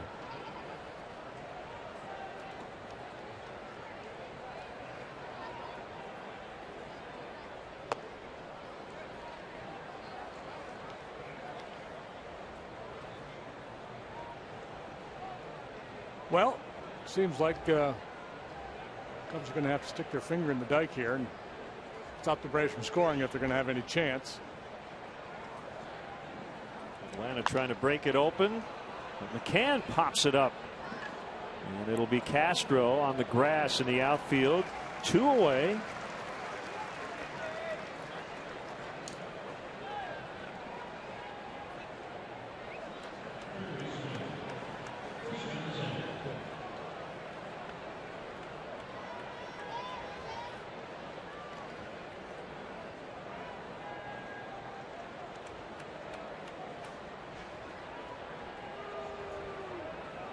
Braves have 5 hits. They don't have any singles. 2 homers, 3 doubles. Johnson will get the intentional walk, and they'll go after Ugla. Certainly understandable given Johnson's first 2 at bats today and the fact that Dan Ugla has really struggled. But what appears to be an easy decision, not really, because Ugla is dangerous. He hits a lot of home runs and he'll take a walk. And now you've asked this rookie left-hander to deal with Ugla with the bases loaded. So he's really got to make some quality pitches.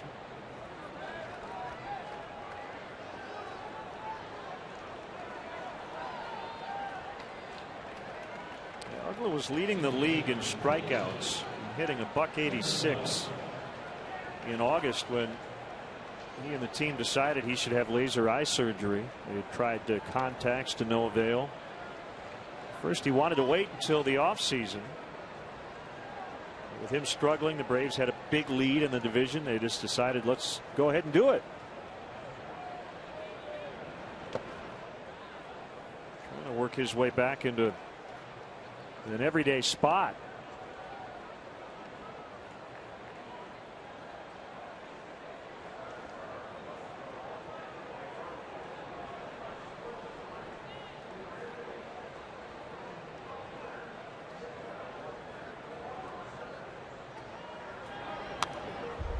In fact, Freddie Gonzalez just talking in general about day-to-day decisions on who plays and who doesn't.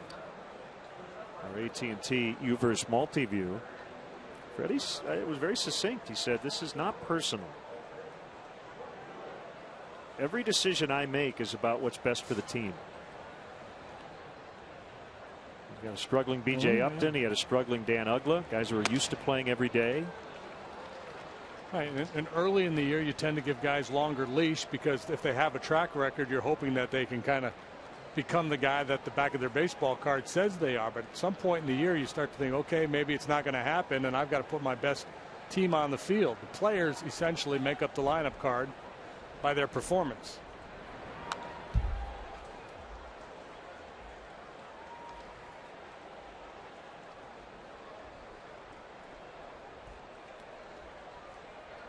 Yeah, I don't know who originally coined the line, but it is, "I don't make up the lineup, the players do." Jimmy Williams used to say it all the time. Yeah, that's a good Jimmy line. Full count, 3-2. Now Roscup has to make a pitch. Yeah, that ball wasn't that far off the plate, and that's a pitch you've seen Uggla chase in the past. But you know, he's a patient hitter. He works a lot of walks. So ultimately, he does strike out a lot. That's what I was talking about. With no base open here, you got to make a pitch. Bounded foul.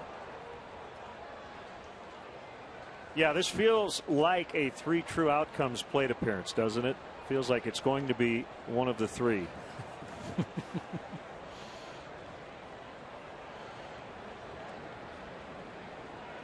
Well, if it's the long ball, then pretty much all she wrote.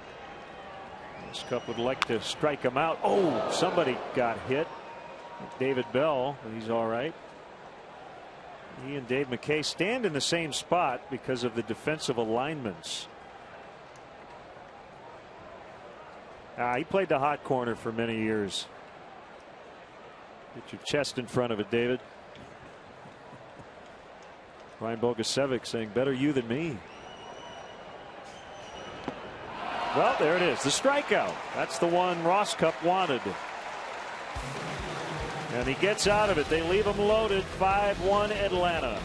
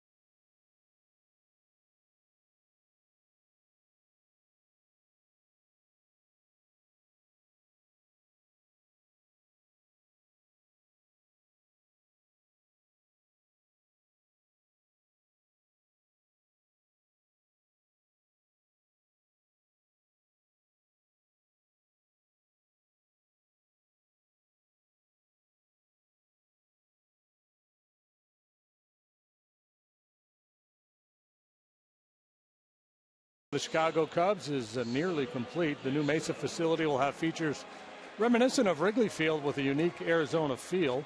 Fans can place a $100 refundable deposit to secure their priority seating for season tickets. The seating selection process begins this fall. For details, visit Cubs.com/Mesa. Starlin Castro launches deep to left center. Gone. A home run.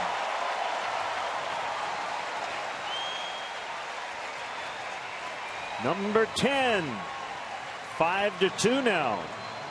Yeah, that punch out of Ugla by Roskup could prove to be huge. Braves failed to score.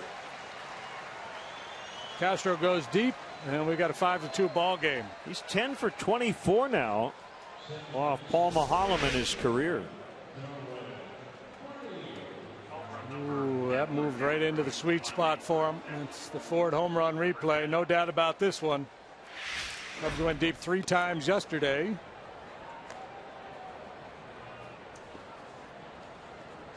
When these two clubs play, you could anticipate a fair number of long balls. Wellington Castillo already has too much time on his hands.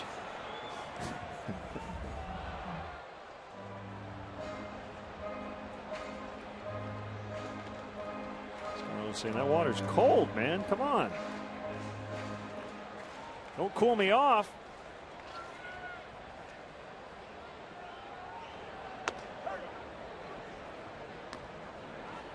Slider strike to Barney. 1-2.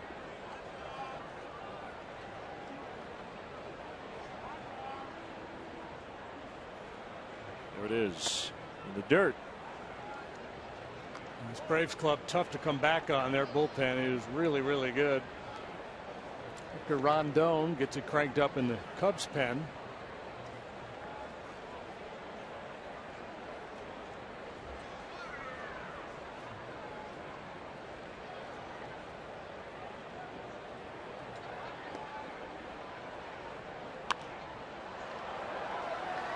Pop up for Johnson. 1 away.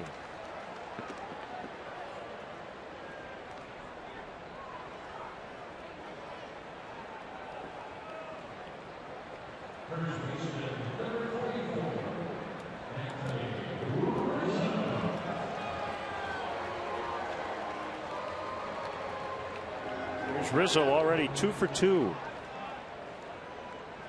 Maholm did not allow a run in his first 3 starts. According to Elias, the 4th pitcher in the expansion era. He won his first 3 games of the season, all starts without allowing a run. Scoreless streak got to 25 1/3 before it was snapped on April 20th in Pittsburgh. And again, Elias reporting that he was the first starter to put together 25+ scoreless innings to begin a year since Louis Tiant with Cleveland went 27 back in 1966. Past Maholm, but Simmons right there behind second base to get the out. Maholm's heart skipped a couple of beats, I think. Bid for his 3rd base hit today. Simmons there to cut it off. I don't know how this did not hit Maholm.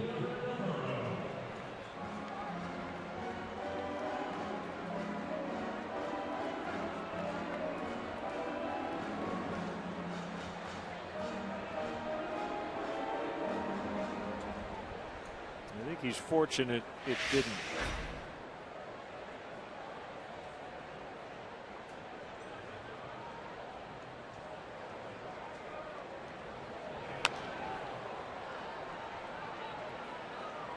This is Gaddis to retire Navarro. First pitch of the inning hit into the bleachers. Starlin Castro with his 10th. It's now 5-2 for the visitors.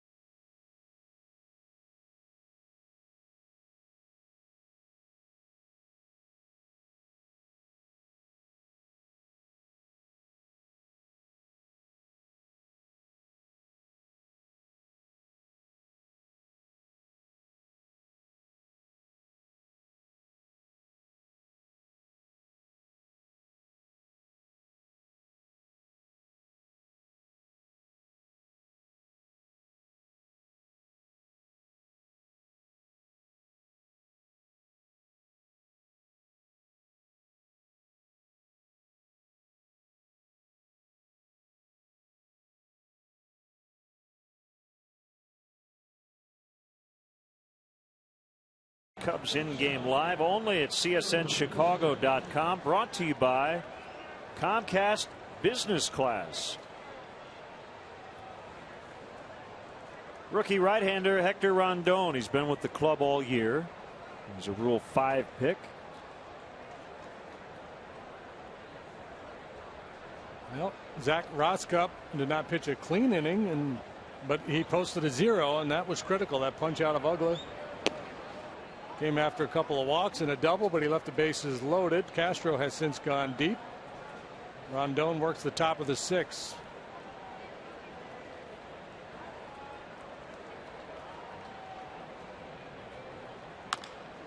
Simmons with a fly ball out into deep right center. McDonald on the move, has it on the edge of the track for the out. Every time Simmons has flown out today. That ball well struck, a bit for extra bases, but the man who outran Zippy Trippy, or whatever that horse's name was, Zippy Chippy. Well, he didn't outrun him, he got beat by him. But if you can race a horse, by golly, you know you can run a little bit. McDonald, phenomenal football player in high school. Got all kinds of state records in Colorado. The Braves, after 5, had scored 5 runs on 5 hits. They'd drawn 5 walks, left 5 men on base.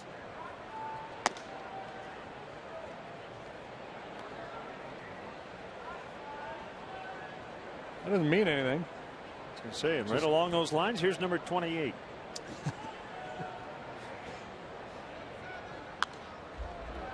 Jordan Schaefer is on deck. He'll hit for Hayward. So Hayward, 3 trips to the plate, 5 innings. First game back from the DL. I imagine Schaefer will go to center. Yeah, okay, so Hayward was in center, I was going to say. A broken bat, 1 hopper to the shortstop Castro. 2 outs.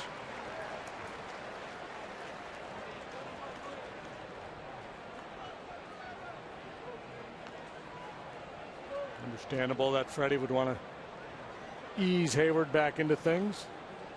Sure, one of the things he has to get used to, not just game speed, but wearing that helmet with the extra gear, protecting that jaw.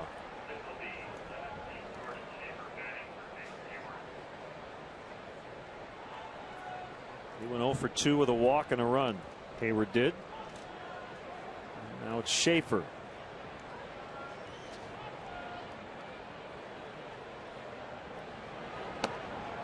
High for ball 1.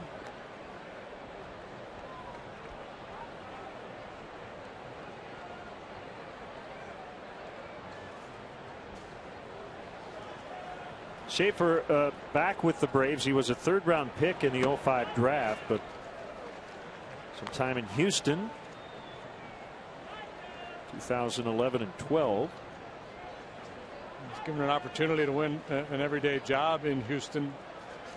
Just never materialized for him. Struck out a bunch.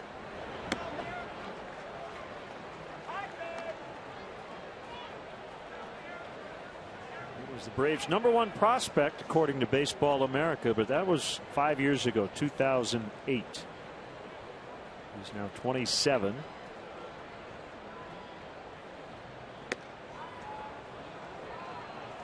A good outfielder, has speed.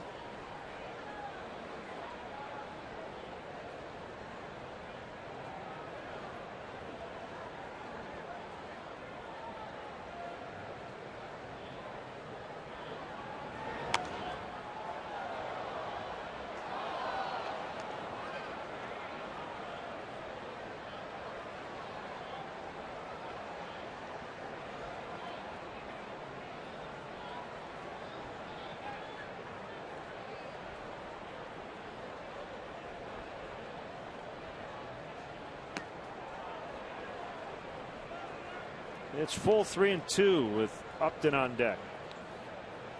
Schaefer, a guy who's pretty good fit as a 4th outfielder because of his speed. He's a good defender. He can steal a base for you. 21 stolen bases this year. He's been caught 6 times. Strikeouts continue to plague him. He's punched out 69 times.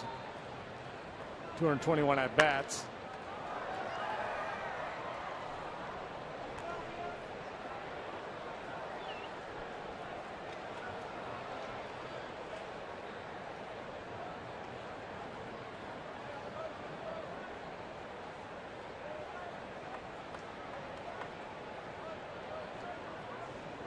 mentioned his top prospect status. That was going into 08, but then he had a PED suspension that year, 50 games, as he takes a called strike 3 and a 1-2-3 for Rondon. It is 5-2 Atlanta in the 6th.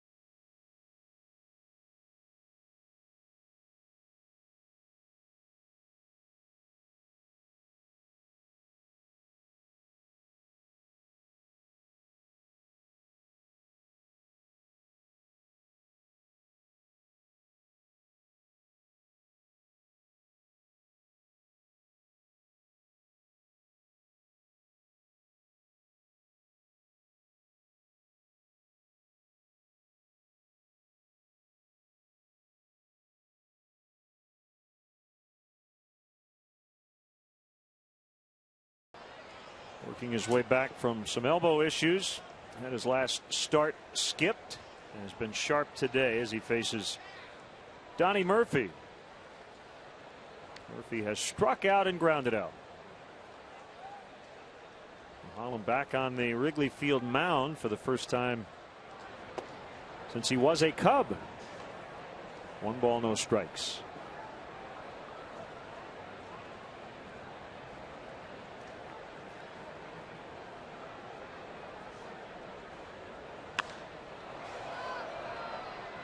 Line foul out of play.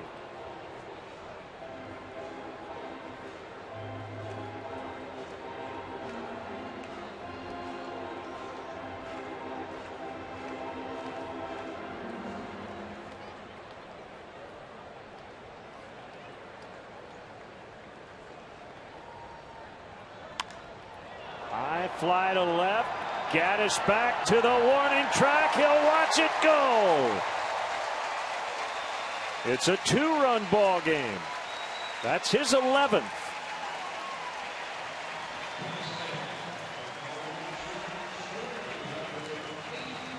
Sore wrist or not, Donnie Murphy jumps all over Paul Mulholland here, and the Cubs give 1 more back. A little cutter, maybe.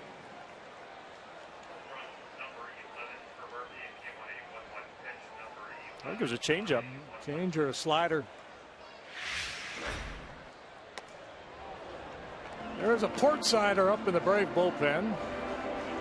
He had been up prior to the home run. Scott Downs, a former Cub.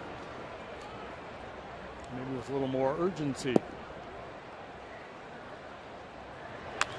Lake shoots one into the left field corner. Gaddis over to cut it off. Lake hustling to second. He's safe. It's a double.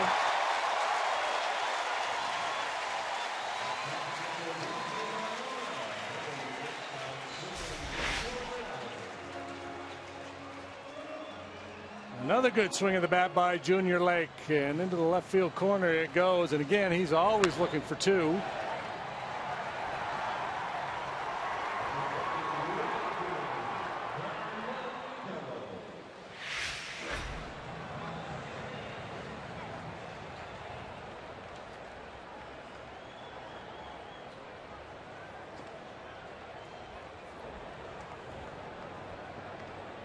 McDonald representing the tying run.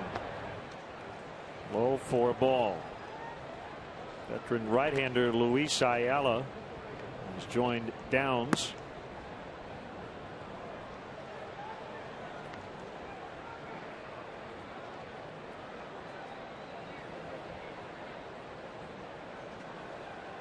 Cubs have out hit the Braves 8-5.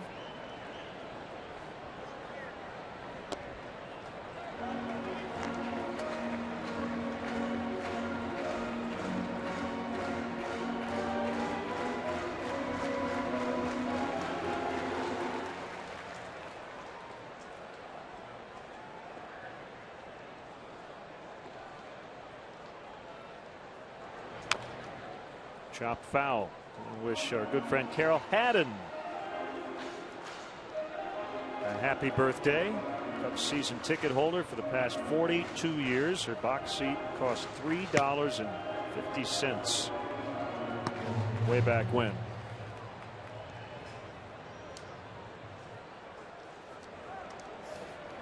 That's a pretty good deal.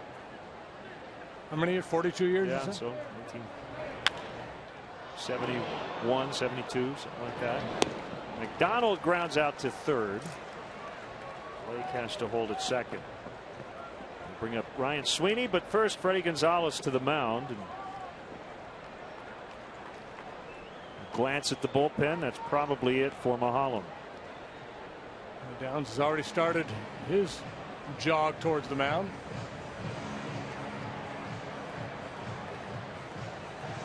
Honda call to the pen. Scott Downs coming on when we return.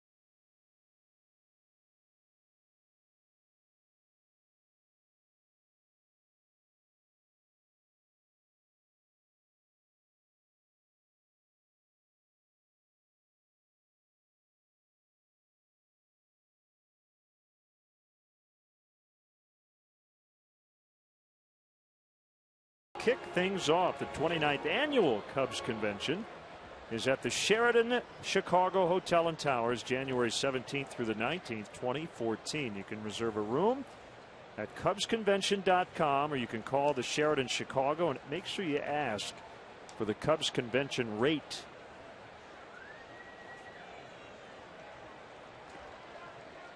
Here's Scott Downs, an ex-Cub. Mentioned he was acquired from the Angels earlier this summer. Ex-Cub and ex-Expo. You know, you've been around a long time when you wore that Expo uniform. He did that back in 2000, 2003, and 4, and then a number of years with the Blue Jays. Kentucky native. Third-round pick of the Cubs in '97 out of the University of Kentucky. 2-0 the count on Sweeney. Been a ground ball machine throughout his major league career. Throws a lot of sinkers.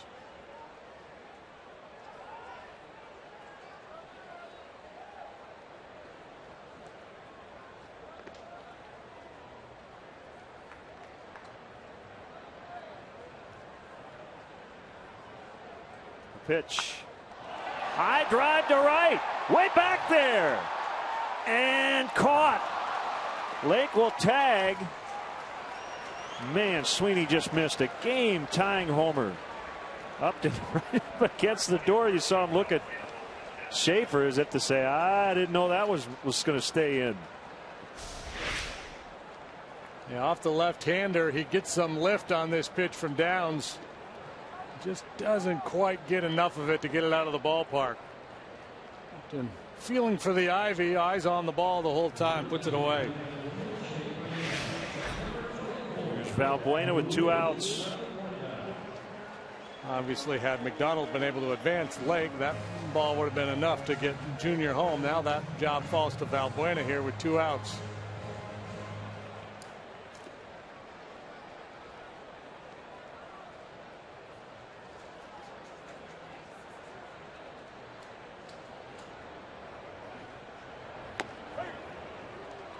Breaking ball strike.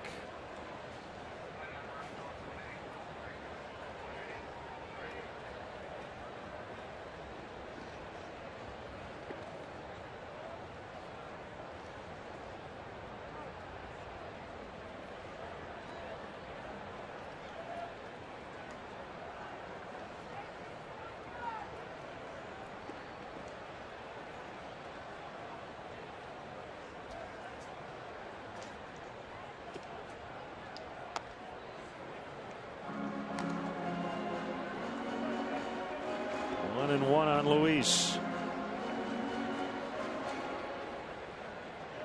Homered in the first yesterday. It ended up being a game winner in Milwaukee.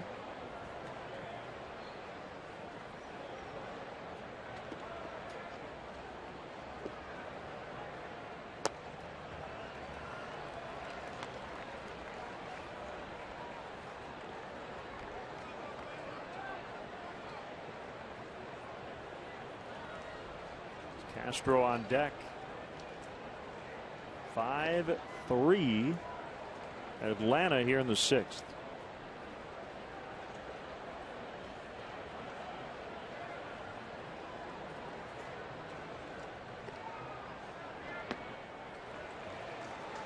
Downs trying to keep the ball out of the strike zone, working the edges down below the knees, and that's a recipe for a free pass with Valbuena up there.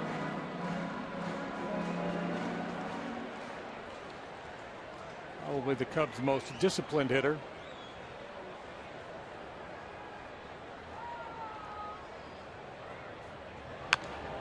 Ground ball into left. Lake will trot home. 5-4.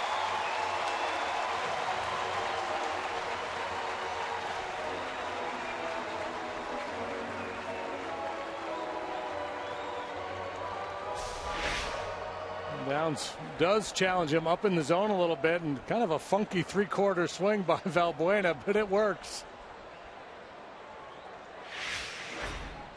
That run charged to Mahalam, and that'll be it for Scott Downs.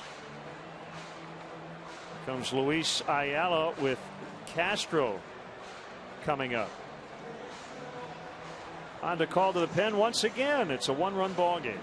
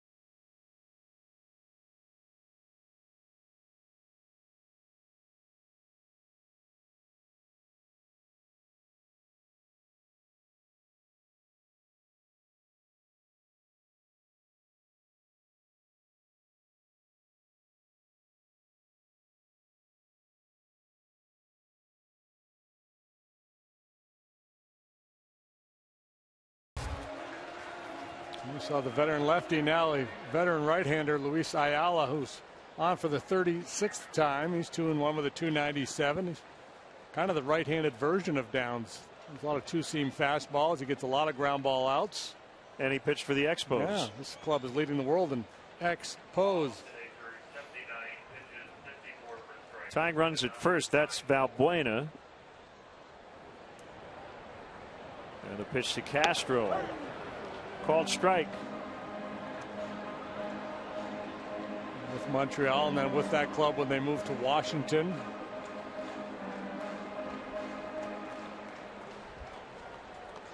Bunch of time in the minor leagues, 2010 and 11, also with the Yankees, Orioles last year. He's from Mexico. He's 35, 6'2", 175.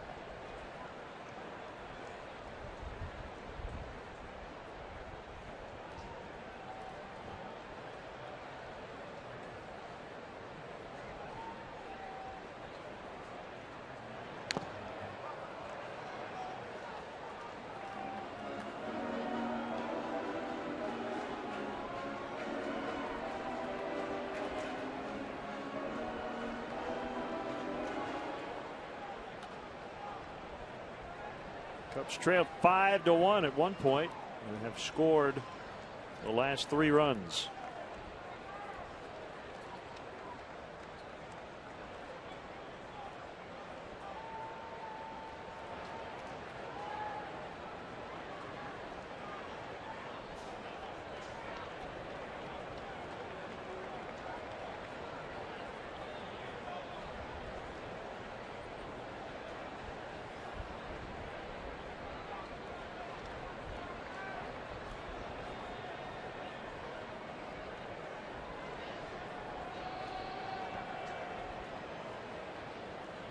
Book on Castro says if you get ahead of them, you can finish them off with a breaking ball off the outside corner. They're going in. Fouled at the plate. It's interesting. Ayala, early in his career in the big leagues, and made his debut when he was 25. He was very busy. 65 appearances with Montreal/Washington and a sub-3 ERA his first 3 campaigns, but then sat out 06 with an elbow injury that was suffered while pitching for Team Mexico in the World Baseball Classic. And that came after the Nationals had petitioned MLB to prevent his participation.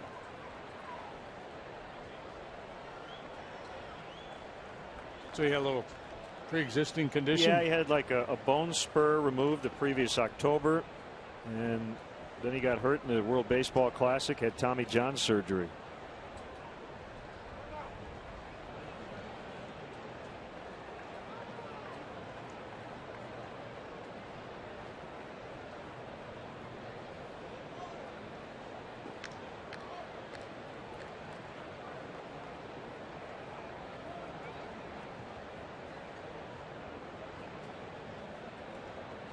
It's a sign from McCann. Here's the pitch off the end of the bat, foul. First base side to the seats.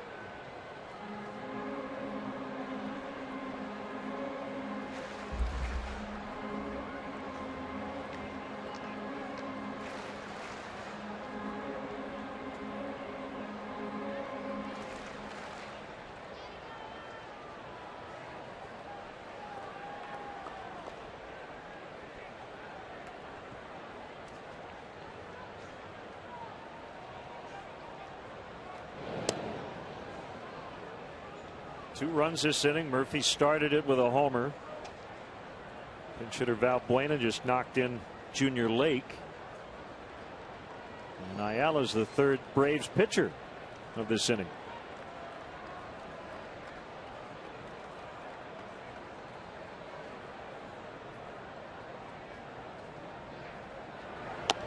swung on and missed, and that will end the inning. But as I mentioned, the Cubs get a couple, and it's now a 1-run game as we head to the 7th.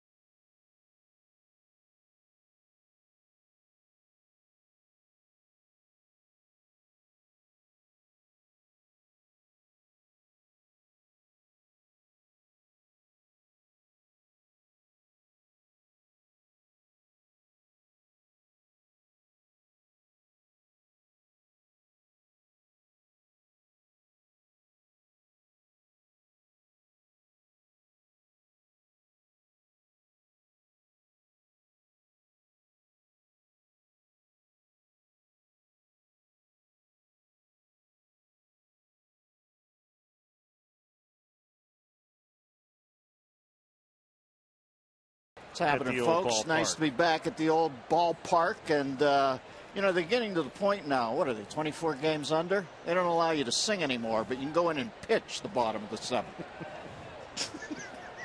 What's up with the Cubbies, baby? Well, it's been a tough year. Yes, it has. Yeah, but it's still Mecca. Look at this. You know, when they were talking about moving the Gitmo guys down to Joliet, I said, yeah, well, you move radical Islam down to Joliet 5 times a day, they better face Wrigley. You know, this is Mecca right here. Yep, it sure is. We got lucky with the weather today. Something must be in the air, baby. The ball's carrying. It is. You know, there must be something about the barometric pressure. You can kind of feel it in the air. It's not too sticky, but it's not too chilly. I think it's perfect for thumping time. It looks like balls rocketing all over the yard. Justin Grimm. What's up, big man? Could you put it out today? Barometric pressure. I could give it up today. Give it up easily today. You could throw a few fungos. Yeah. Oh, yeah. Well, it's good to have you back, as always. Yeah, nice to be here, guys. I know you're a huge sports fan, big baseball fan. As Upton foul tips. Well, you know, my Pirates back in it, finally. I mean, it's been a long time. I grew up in Pittsburgh, so that's in your DNA forever. But, man, they've been gone for 2 decades. I still dig it, and that's a beautiful ball yard. You must go there and broadcast, right? We were just there last week. It's sweet, looking out at that bridge in the center. Whoever designed it is brilliant. But it's been more about the game of baseball than it's been about Pirate baseball for a long time, so it's nice to see them back. Tell me about it, man, because I haven't seen them as much as they should. Do they pitch pretty deep pitching? Yeah, they pitch really well. Their bullpen may be the best in baseball. Really? God bless Might have the them, MVP and McCutcheon out in center field. Yeah, he's a beast. It's interesting, though, Dennis, you'll relate to this as Freeman fouls off. You know, you go to all these parks, and our broadcast booth's at the top of PNC Park. They had sellout crowds over the weekend, so as we would look down, you see all the jerseys. But to this day, you still see more Clemente jerseys than any other Pirate. One of the greatest players who ever lived, and the legacy carries on with the Clemente wall, the statue out front. Yeah, the guy, listen, he's burnt into the memory there for any of us, especially that arm, man. And the beauty of Bobby was when he would throw somebody out. You'd always glance back at him to see if he was clocking the fact that he had just thrown a laser beam, and he always had his back turned to you right away, and he's cricking his neck. You know, he like never was around to accept the kudo. It was always like, something just twinged in my neck, man. It was like Secretariat or something. This kid looks good, man. Tell me about Freddie Freeman. Jeez. Yeah, he's legit. He hit a shot before, man. I wasn't that hip to him, but I think I was in the loo. Was it you saying that he's hitting .427 with guys on base? Is that possible? He is, yeah. Well, that's crazy. That's Roger Hornsby's numbers with men in scoring position. .427. He should be the MVP. What are you doing listening to us in the bathroom? I had to go to the loo. Somebody was giving me good knowledge. I wasn't in there like Larry Craig. The loo? The loo? Had to go to the loo. Sorry, excuse me. I picked up some data. I heard that tap, tap, tap. I said, is that Senator Craig? Freeman got hit. Lancing blow. Let's see what got him. Well, yeah, you got to work him up because he's a good low ball hitter, and up and in and claimed a piece of him. Sal Magley would be in federal penitentiary today if he played. The way they come down on these guys. Well, JD was on Nolan Ryan's staff in Houston. He was not afraid to throw at people. Called it a bow tie. That boy just earned himself a bow tie. That's beautiful. Well, the games, listen, at least I don't see as much mound charging as I used to. For a while there, it was completely rife. But, man, way back in the day, I think you were supposed to stand, if you dug in a little, you got buzzed, right? Chin music or whatever they call it. Or, I don't know that Noli had to throw it often, though. He was just working on rep, wasn't he? You do it once or twice if you throw 100 miles an hour like he did. And there wasn't many guys digging in and diving to cover the outside corner. I still remember Larry Walker refusing to even bat against Randy Johnson, didn't he? He just would not dig in against him. And Walker was a beast. He had a great stroke. Parker and Raley up in the bullpen. One out. Evan Gaddis takes a strike. I got to say, though, after Teddy Ballgame, one of the sweetest strokes I ever saw resided here for years, Billy Williams. No question. You must go back and watch that stuff. That's like absolute textbook. Sweet swinging Billy Williams. It's not how you would characterize this guy's approach. Not really sweet. It's more Neanderthal, but it works for him. He's a grinder. High and deep to center. Sweeney takes a look back, and he has just enough room. 2 outs.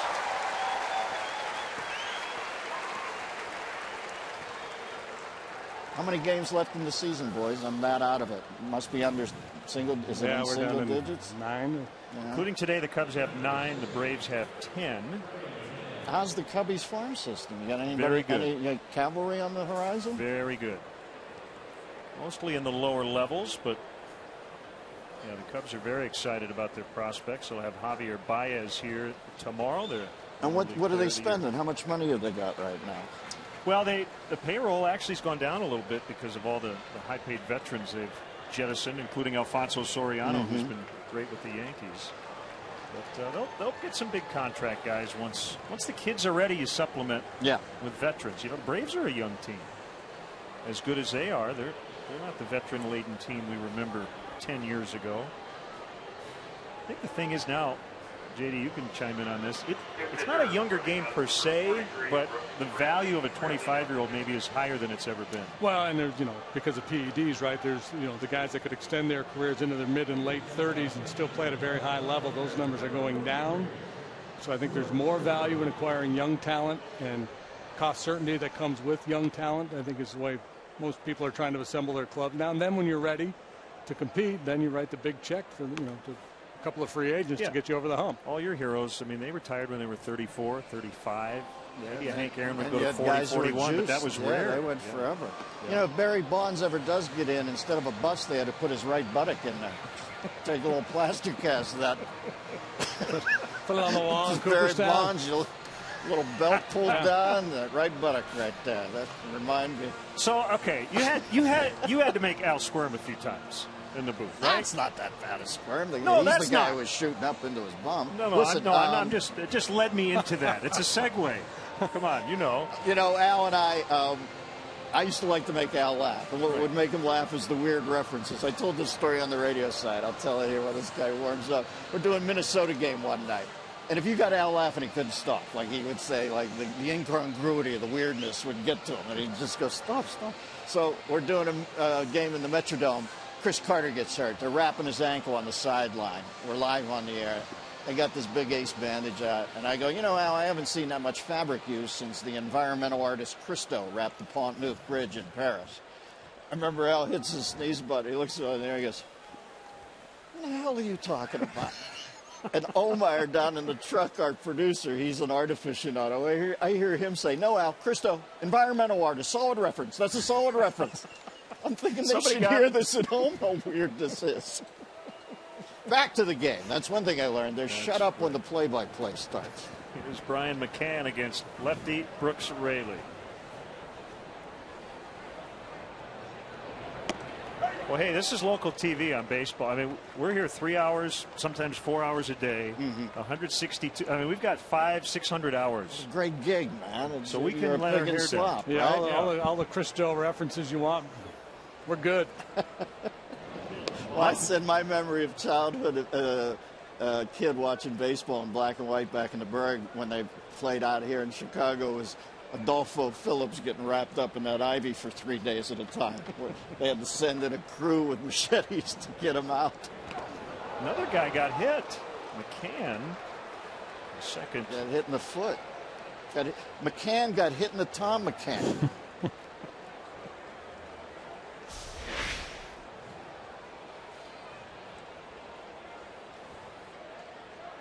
Oh, no, you got hit right in the belly. So the key is to have a partner who gets the references. We were in Pittsburgh last week. As Dale's going to make another change before the break, I'll tell you real quick. Alvarez, Martin, and Jones went back to back to back. And as I said, I'm not talking about the Dion song. And, of course, he breaks into the lyrics. He knew it. Of Abraham, Martin, and John. Now, that's a good partner. Picked it right up, baby. Absolutely. Good for you. We'll take a break. Honda call to the pen. We're with Dennis Miller. It's 5-4 Braves in the seventh.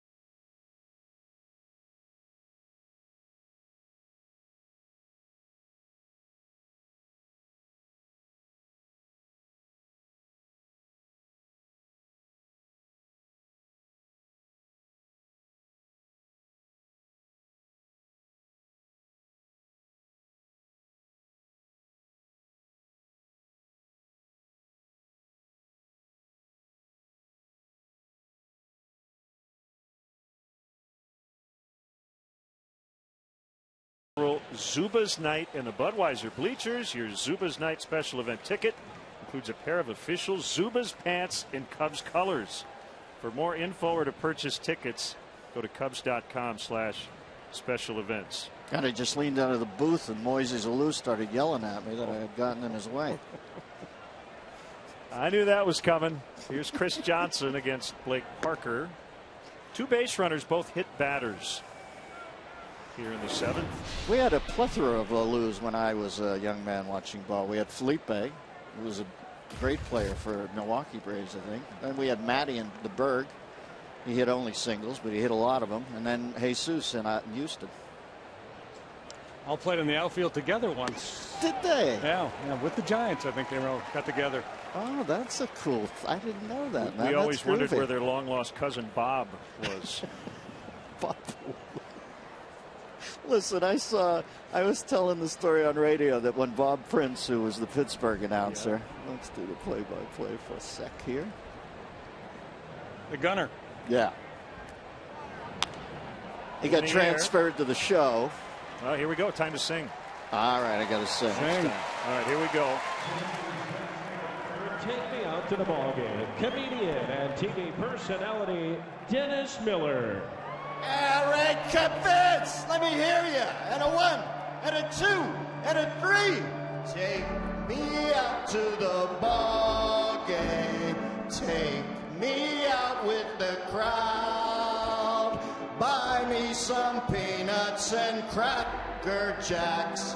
I don't care if I ever get back. So it's root for the Cubbies. If they don't win, it's a shame. So it's 1, 2, 3 strikes, you're out at the old ball game.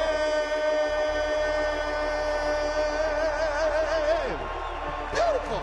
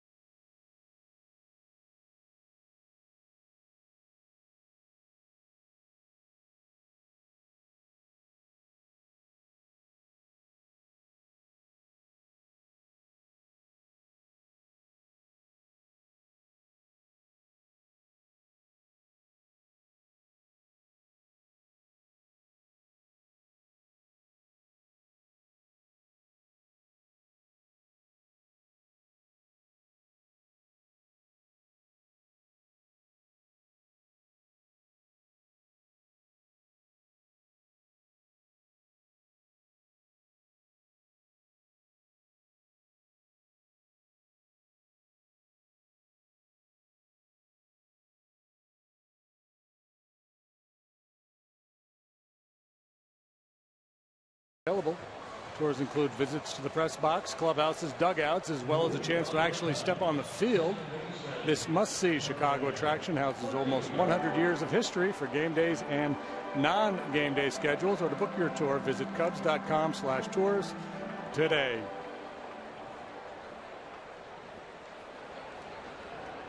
Darwin Barney leading off the bottom of the 7th. 5-4 Braves.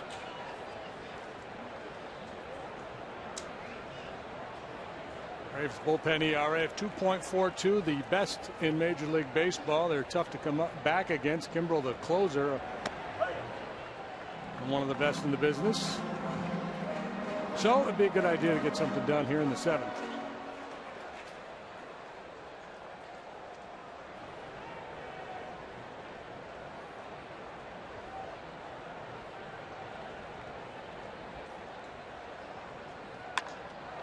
Fly ball to center. Schaefer is out there. Remember, he replaced Hayward as a pinch hitter in the 6th.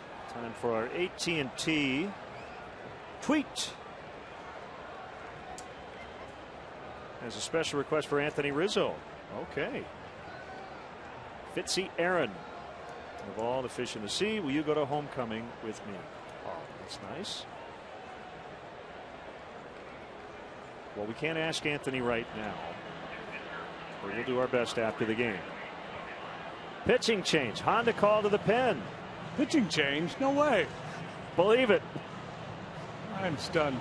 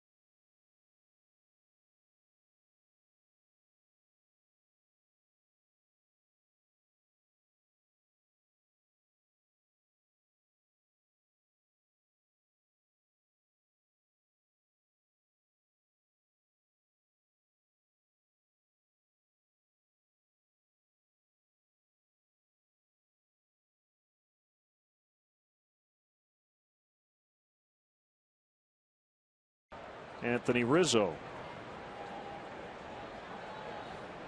Avilan has been a busy man. This is his 72nd appearance, and he's been good. 5-0, but sometimes that one-loss record can really be deceiving for a reliever. The other numbers outstanding as well. A .147 ERA. He has not allowed a home run this year.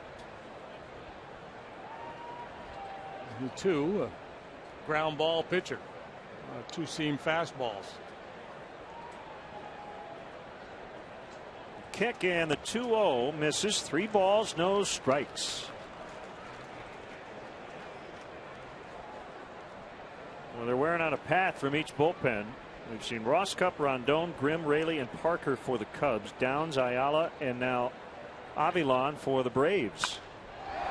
Driven the other way. Deep left. Gaddis back on the track. He makes the grab in his Wrigley debut. Boy, good at bats all day long for Rizzo. Hits his first 2 times. Last time you recall, he hit that bullet up the middle, just missing Mahalam, and Simmons made the play on him. Here he drives this ball the other way off this tough left-hander. And goes a fly to left in your scorebook, but another good swing of the bat for Rizzo. Problem for Gaddis out there. That ball's a little bit more to the left than he's got the well to deal with. It's a little tricky. 2 outs. It's Navarro. Nothing for 3. And Lowell for a ball.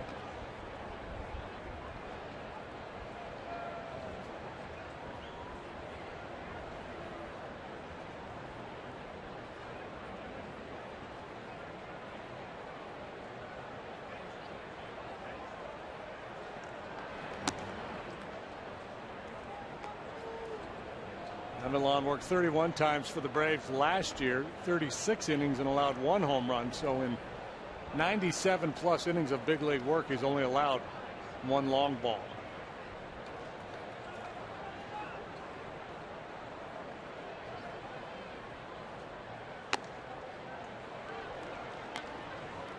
We'll see if Navarro has the green light. I would imagine so.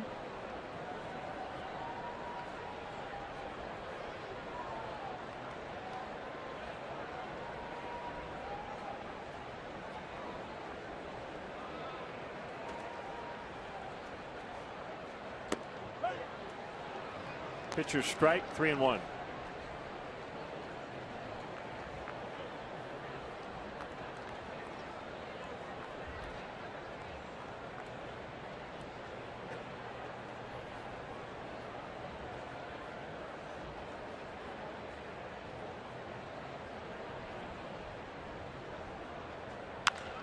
Driven to left and deep. We are tied. Hello, Waveland.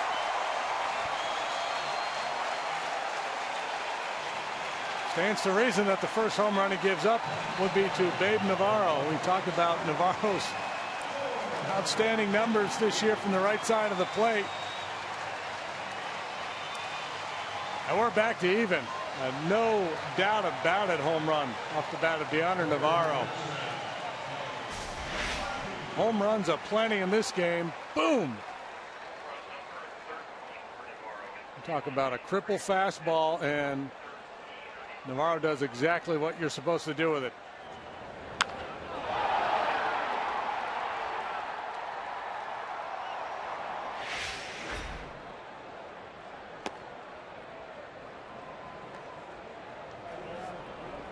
Five homers combined. The Cubs have 3 of them.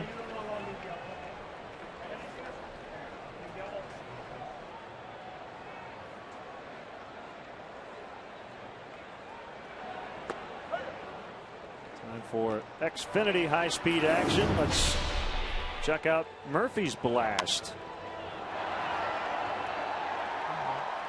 A hanging changeup from Paul Mahalam.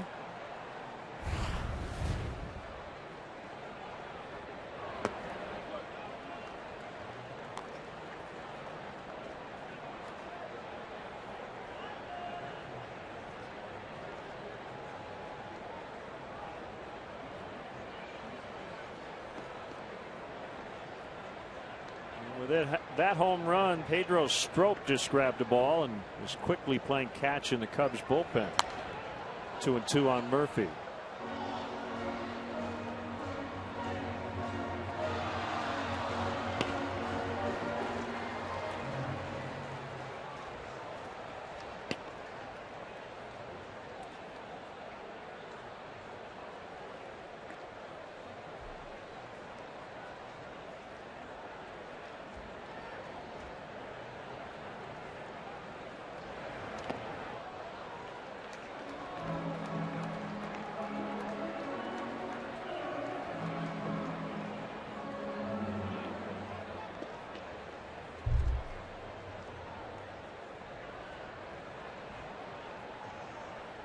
Like the Braves were in command here, leading 5-1.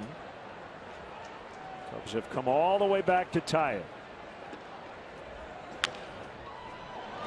Simmons ranging to his glove side, gets rid of it in a hurry, and a cannon for an arm to end the inning. Deanna Navarro, the latest Cub to go yard. And it's 5-5 as we head to the 8th.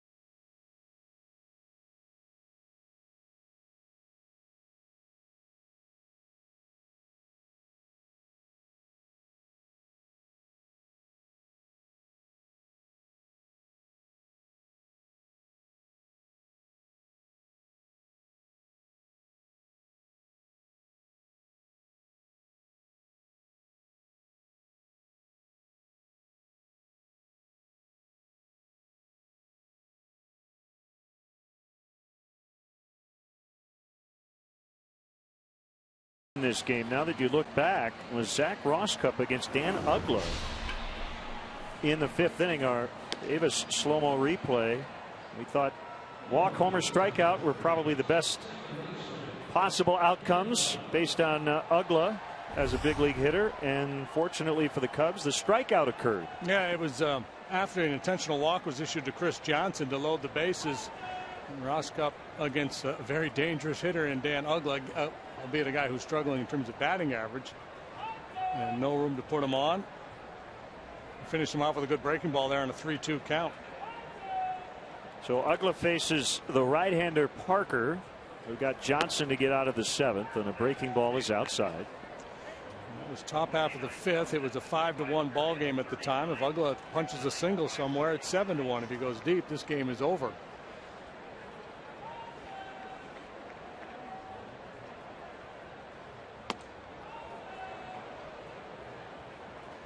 A bit high. It's 2-0.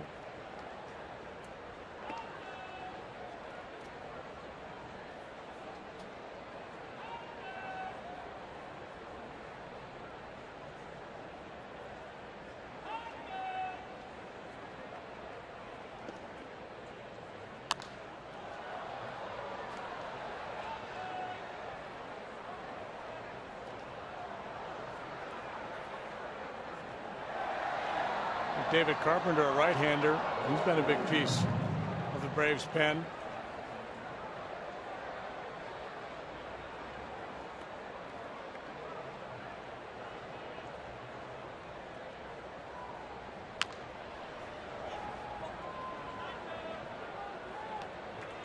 You think Ugla likes to pull the ball? And here's why I ask. Brian Snitker is their third base coach. And if he could stand in the seats, I think he would right now. He should just take one of those folding chairs behind him.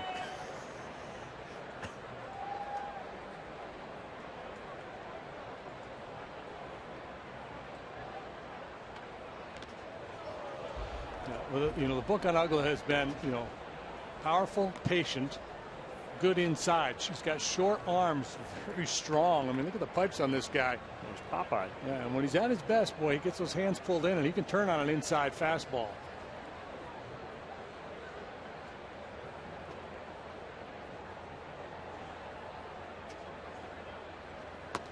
Swing and a miss on the heat. One away.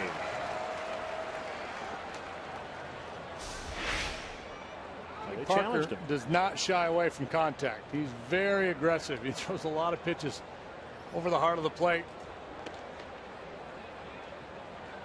Nothing timid about his approach. Pitching change. That's it for Parker, and we do. And another Honda call to the pen. It's Pedro Strop. 5-5 in the 8th.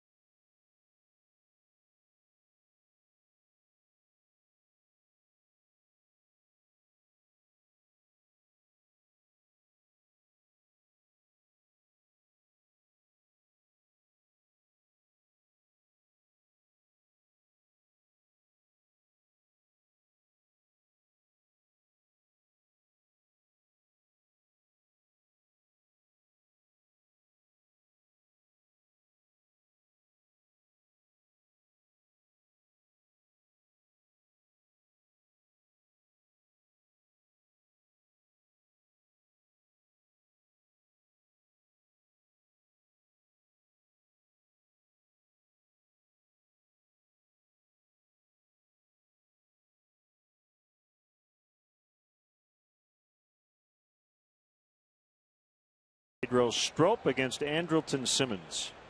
8th inning, a 5-5 deadlock.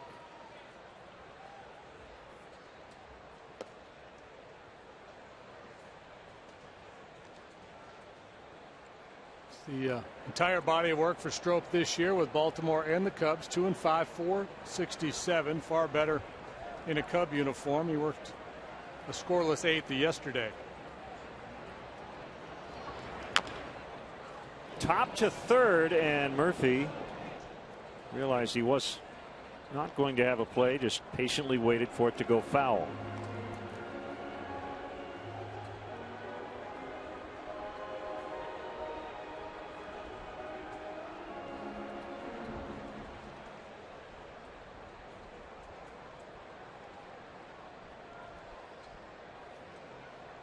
Simmons from where another Braves great was from. That's Andrew Jones. He's from Curacao. Went to Western Oklahoma State Junior College, and Braves took him in the 2nd round in the 2010 draft. I should say another defensive whiz, Andrew Jones, who was the perennial Gold Glover in center. Murphy throws out Simmons. Simmons had hit the ball in the air his 3 previous at bats. This time he really gets on top of this one, chops it to third base. Not really selling out going down the line. I don't know if maybe he's got a little leg issue. I know he was dealing with a neck problem.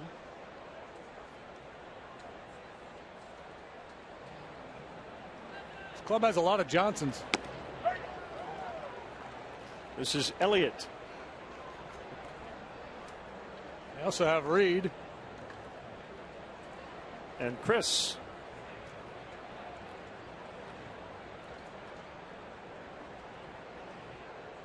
Two Uptons. I mentioned Andrew Jones. They had Andrew and Chipper for a long time. Andrew Jones is the all-time Braves single season home run leader. 51 bombs one year. Good call. Quick pitch. Johnson fouls back. He's a switch hitter.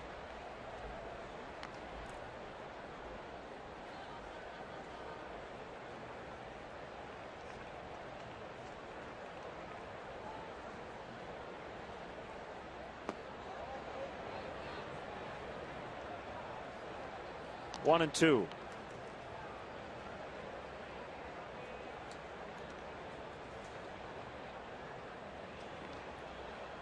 Johnson claimed off waivers from the Royals August 21st. The pitch, swing and a miss, strike three, inning over.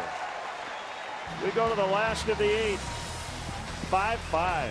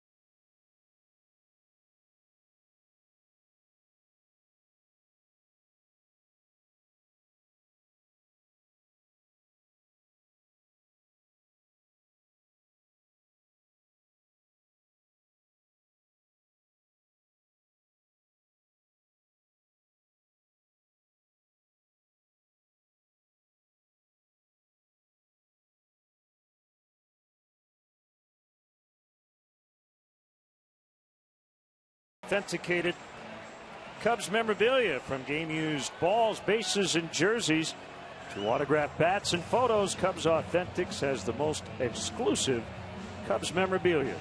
Visit the Wrigley Field Concourse, the Cubs store across from Wrigley, or Cubs.com/authentics for all your Cubs memorabilia needs. Right-hander David Carpenter against Junior Lake. A little different sort than the previous relievers that the Braves have featured. More of a power guy. Mid to upper 90s fastball.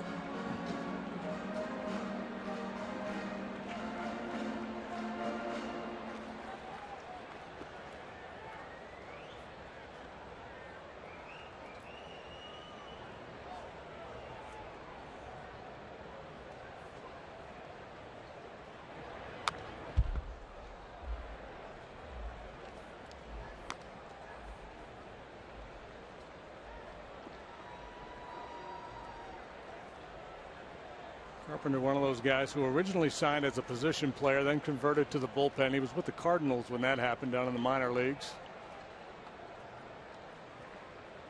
Came to the big leagues with the Astros for the first time in 2011.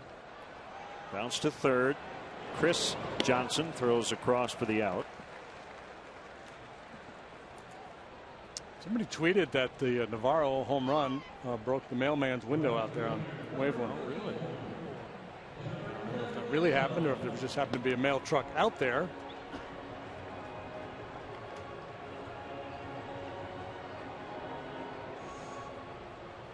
Cubs closer Kevin Gregg.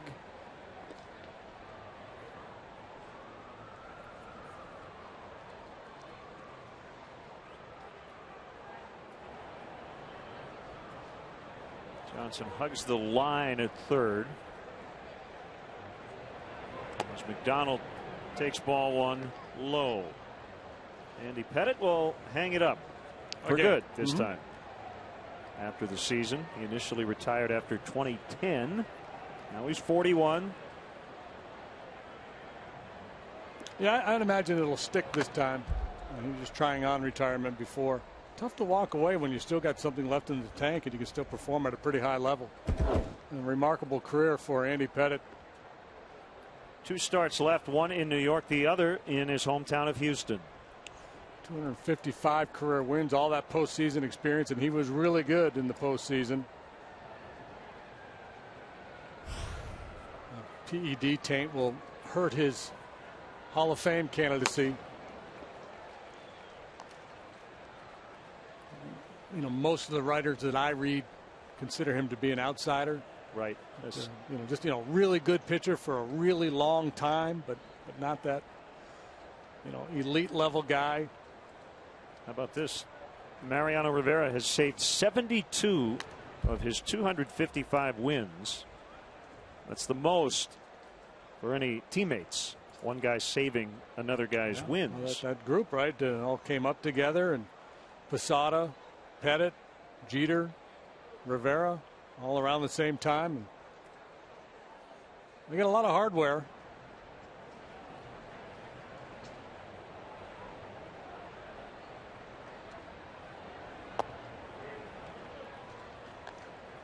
When you think about that era itself, Chipper Jones is retired. Guys who started early to mid 90s. A-Rod maybe soon will be hanging it up. Jeter, you mentioned. Rivera, Mark Kotze, Todd Helton. As McDonald strikes out.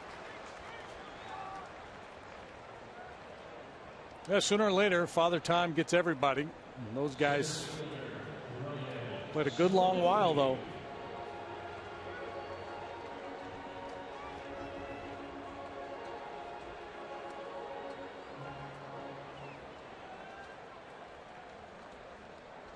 Almost halfway through this decade. I can't believe it.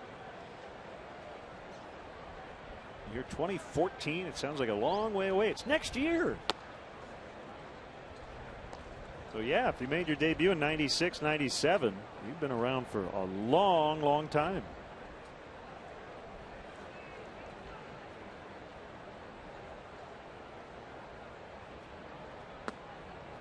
Two 2-0 on Sweeney.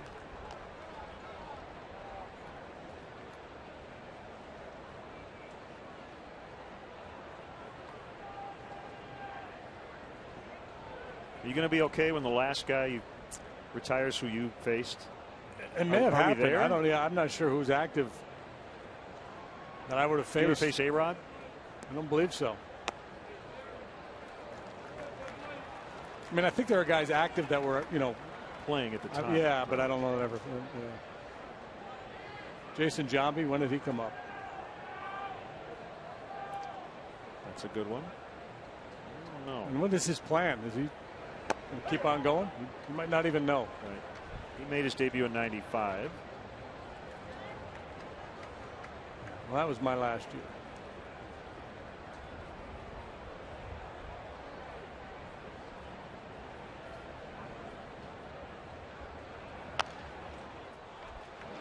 Simmons will backhand and make it look relatively easy.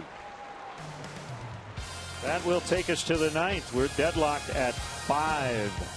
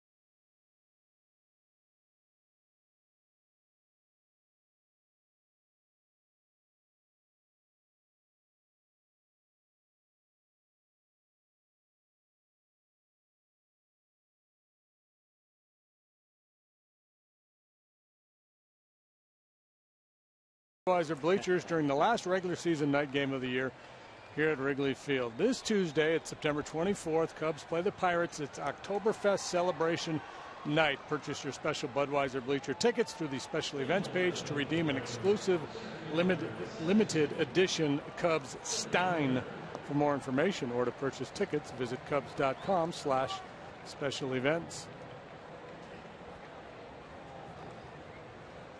Here's Kevin Gregg. Going to keep it tied and give his team a chance to walk off with a win.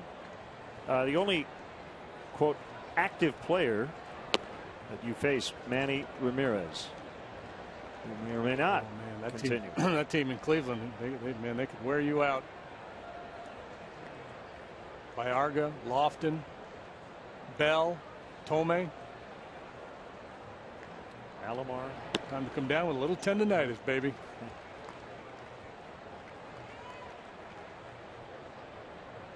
Back when they were selling out the Jake. Didn't they? They also had Sexton, Burnitz, Giles. They had like this overflow of talent. Well, that's why they moved Giles, because they had so many guys. 3-0 the count on Jordan Schaefer.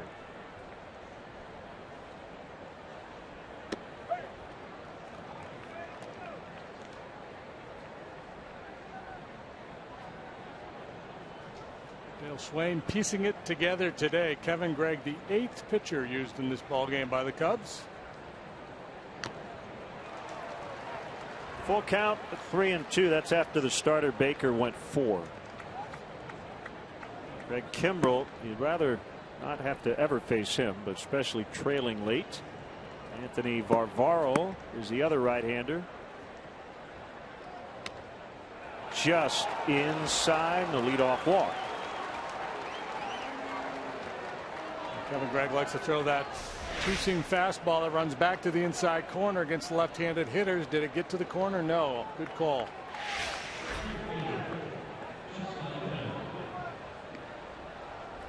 Upton 0 for 2 with 2 walks and a run. Retired on a fantastic play in his first at bat by Castro.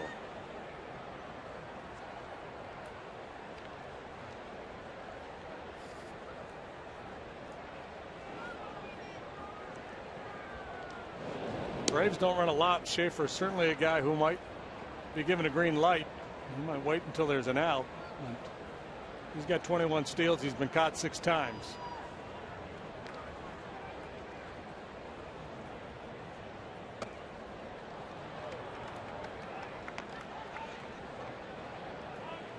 Wow, would he bunt with Upton? Maybe.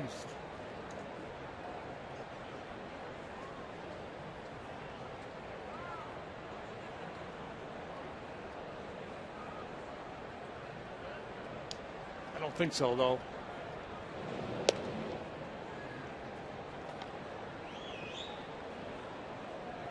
Bunt with Upton here. Not only take his bat out of it, you take Freeman's bat out of it too, because they want Freeman. It'd be more likely that Schaefer would try to steal second. Not running, and the pitch is taken low. 2-0. So Gregg has worked behind both hitters here to start this inning, and very dangerous. Freddie Freeman on deck.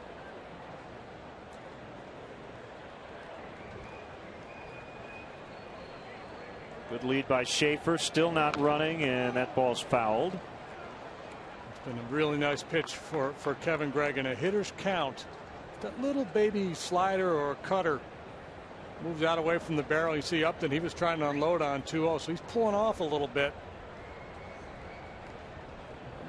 Cutter moving away from him is just a perfect pitch in that situation.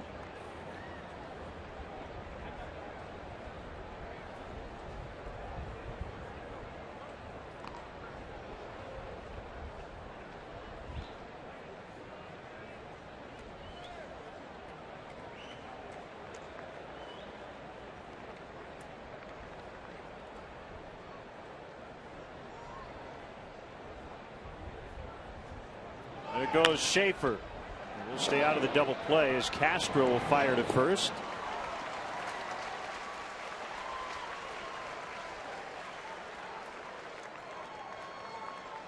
Castro had taken a step in the direction of second base with Schaefer on the move, had to retreat and slide a little bit towards the hole to pick that one up from Upton. So the go-ahead run in scoring position now.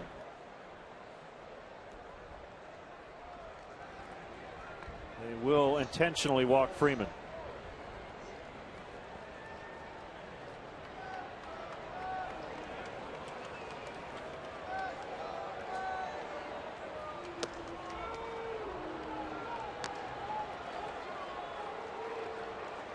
Pitch to Gaddis.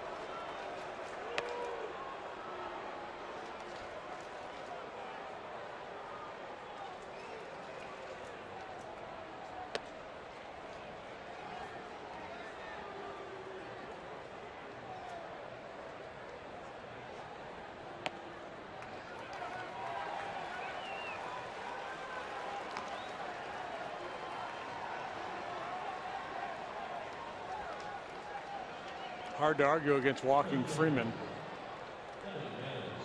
As Dennis Miller pointed out, he's Rogers Hornsby this year with runners in scoring position.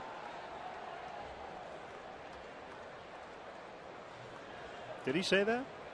Yeah. That's a good line. Yeah. That's because he's hitting 426, and he heard that while he was in the loo.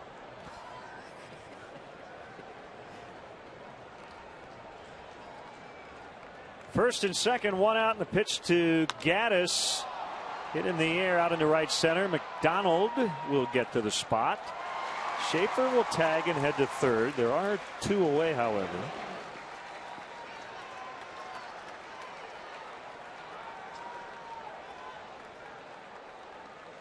And it's Brian McCann.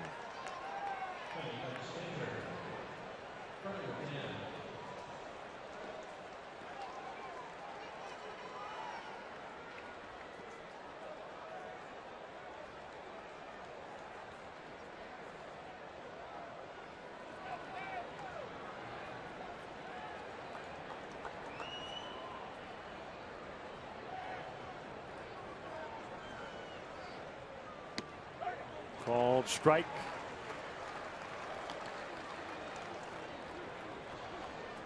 McCann, another guy who's earned the reputation of not letting the big moments get to him. A solid performer regardless of the situation. Did a lot of big home runs for this club.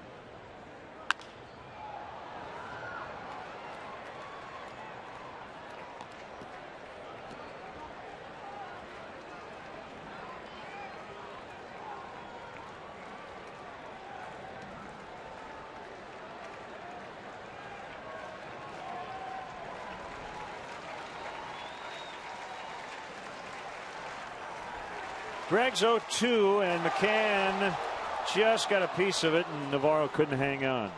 We'll do it again. No balls, 2 strikes. They want to go way up with a fastball here. McCann tempted, tipped it, and Navarro couldn't hang on. And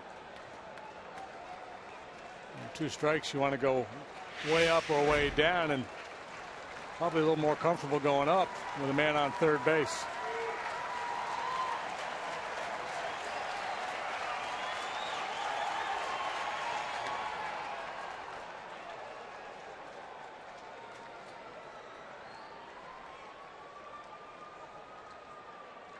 Playing strong pull from McCann. Murphy way off the line. That's allowing Schaefer to get a very aggressive lead down that third baseline. So any ball in the dirt, he should be coming home.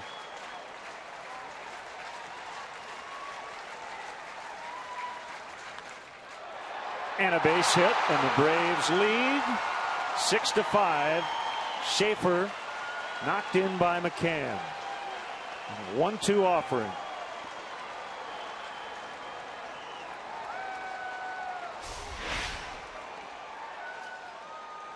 Trying to climb the ladder again with a fastball. This time low enough where McCann can get on it. He puts a lot of top hand on that swing. Solid line drive, single. And walks have hurt the Cubs today. They've walked 6 or 7, 3 of which have come home to score.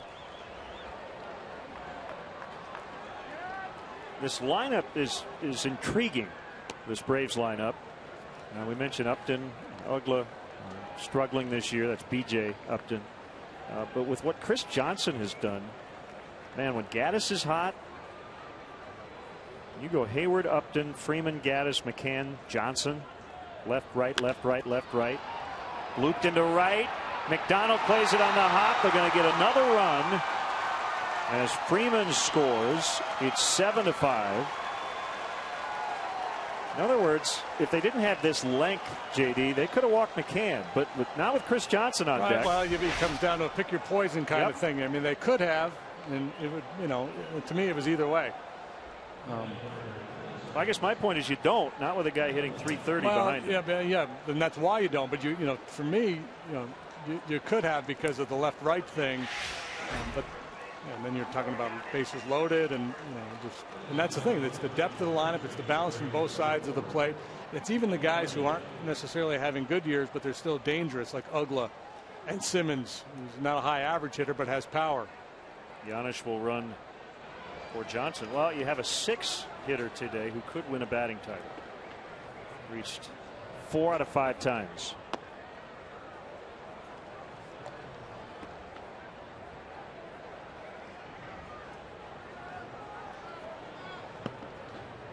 Russell is up as a pitch count starting to build. Here's number 24 of the inning for Greg. Don't know if Darnell McDonald had a legitimate shot at that blooper off the bat of Chris Johnson, but if ever there was a time to go ahead and leave your feet and gamble, that was it. Down a run in the 9th.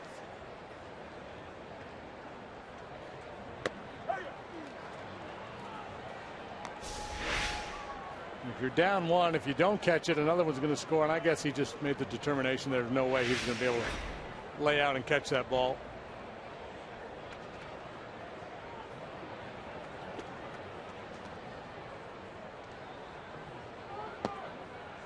Three and 1. Now it will be Kimbrel in the bottom of the 9th. Fireballing righty. He did blow a save earlier this week, but was victimized by the rare error from his shortstop. That ball clubbed to deep left by Dan Ugla. Foul. Pulled it just a bit too much.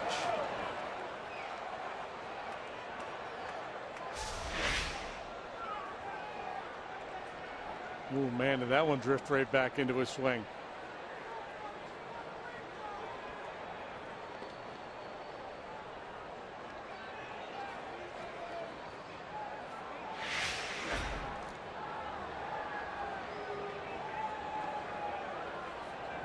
Freddie Gonzalez is out to chat with Jerry Meals, and I suppose they could ask for a replay. I think they will.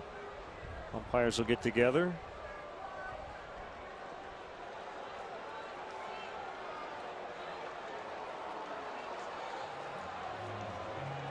Yeah, I mean, if they do review it, it should not take. But looking from the visiting dugout, it's a little bit different angle, and so maybe Freddie saw one thing and clearly something else happened. Yeah, it's fouled by a couple of feet.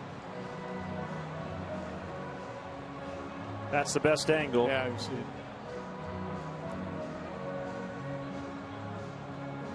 It never disappears behind the pole. And they're not going to review it.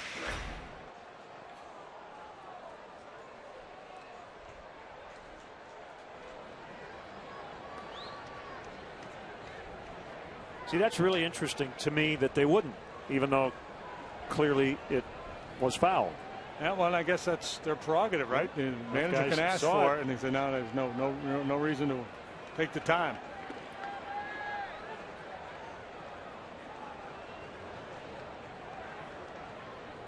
Three-two to Ugla. Ball 4. To load him up.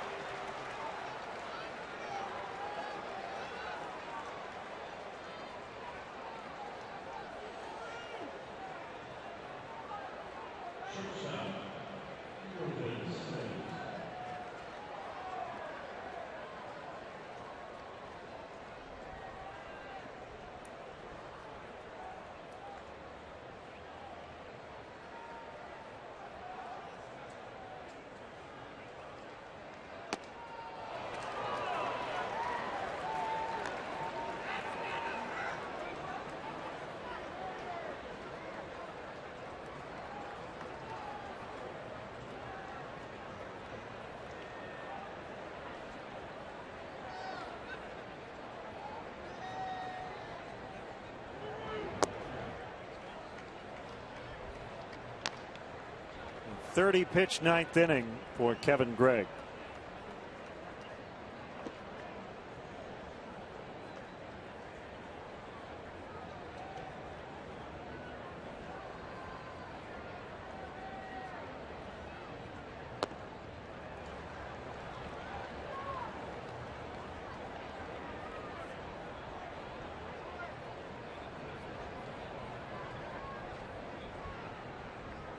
In case things get out of hand,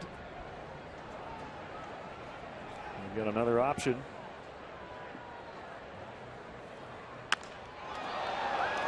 And that is major trouble. McCann is in. Giannis scores. That's a 2-run double for Simmons. And they have busted it open. A 4-run ninth for the Braves. It's 9-5.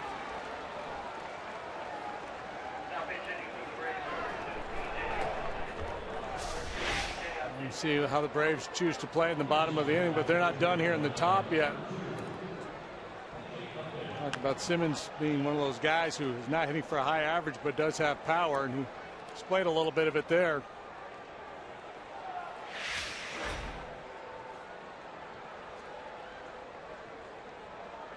Only 5th double to go along with 15 long balls. And a strike on B.J. Upton.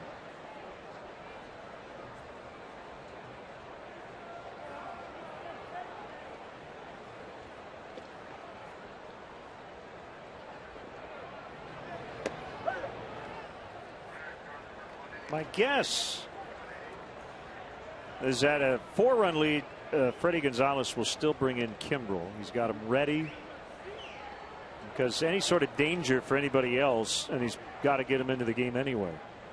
So we'll see. Yeah, that's the way most managers play it.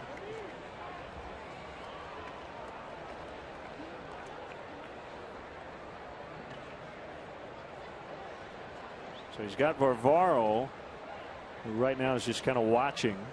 Kimbrel every once in a while will throw a pitch. Eddie Perez, bullpen coach, former big league catcher, assisting. Here's Greg Maddox's guy. He's got a real good plus minus. Good catcher's ERA.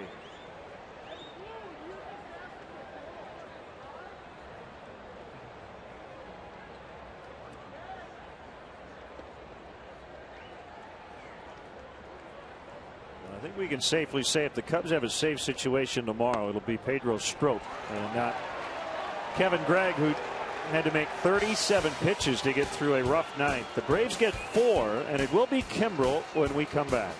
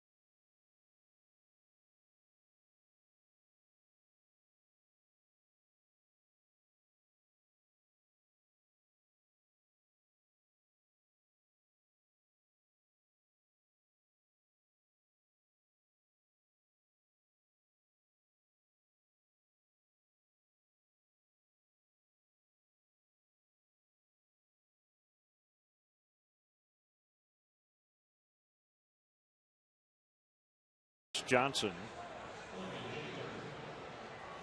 B.J. Upton now playing center. Justin moves from right to left, with Schaefer going from center to right.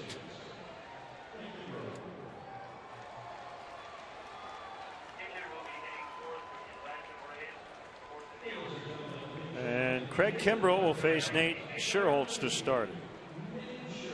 Kimbrell having another outstanding year, 48 saves and 52 tries. He struck out 90 in 62 innings, which is a significantly lower strikeout rate than what he posted last year. It's still well above average, 37.5% of the batters faced. Last year struck out more than half the men he faced all year long. Tuesday in game one of a doubleheader snapped his streak of 37 consecutive converted saves dating back to early May. 1-0 the count on Sherholtz. The pitch. Fouled away. It's a 98-mile-an-hour fastball from Kimbrell. First pitcher to have 40 or more saves in 3 straight years, with the first of those seasons being his rookie year. Which proves you don't have to have experience to do the job. Rookie of the year in 11. Ball drilled out into right center. A lot of work to do here as the Cubs trail by 4, but a good start.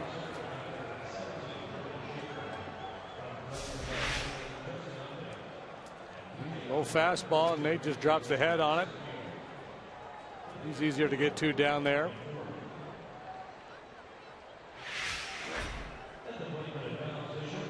Cubs hurt by the fact that they trailed early in this game and had to use some resources to try to get back in, so they had a bench full of left-handed bats available, but the Sherholtz batting, they've used all but one. Watkins remains. Bogusevic and Valbuena have already hit. Not a save chance for Kimbrell, with his team leading by 4. And 1-0 to Castro.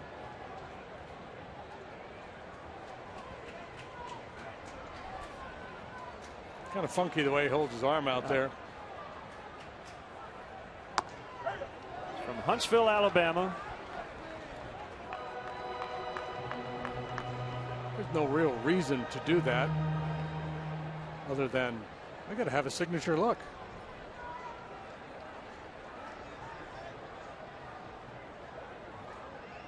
Hard to argue with success. Should be 2. And it is 4-6-3.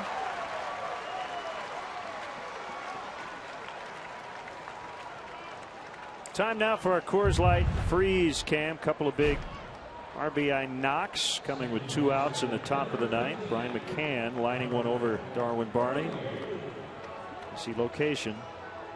That one not nearly as bad a pitch, but Chris Johnson hits everything right now. That was right off the end of the bat. Man, Johnson had that bloop double back in the 4th. He obviously hit his home run really well, but 2 other hits didn't exactly square him up. He's putting pressure on Kadire for the batting lead in the National League.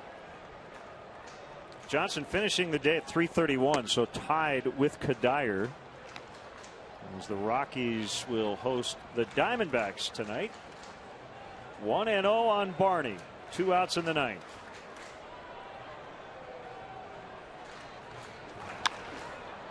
Fly ball left center, and Justin Upton hauls it in, and the Braves magic number down to 1, meaning they have clinched a tie for the National League East. And if the Miami Marlins beat the Nationals tonight, it's all over officially. Braves will be partying somewhere, whether that's in the visiting clubhouse or downtown somewhere, we don't know. But well, this game indicative of what we talked about all year long. The Braves drawing a bunch of walks, Cubs hitting home runs, but they didn't draw a single free pass in this game. Braves walked 8 times today to go along with 8 base hits. Well, the Johnson on the left is Chris, and he is our GMC professional grade player of the game. If he had any doubts about the season he's had, he put on a show today. Jumped on a low fastball from Scott Baker for his 11th home run and chipped in a couple base hits as well. Double the other way. This little flare here in the 9th. So that will do it for JD and our entire crew. Len Casper at Wrigley Field. With your final score, the Braves 9 and the Cubs 5. We're back on CSN Monday evening, 6:30 for our pregame coverage as the Pittsburgh Pirates come to town. Stay with us. Coming up next, Blue Cross Blue Shield Cubs post-game live.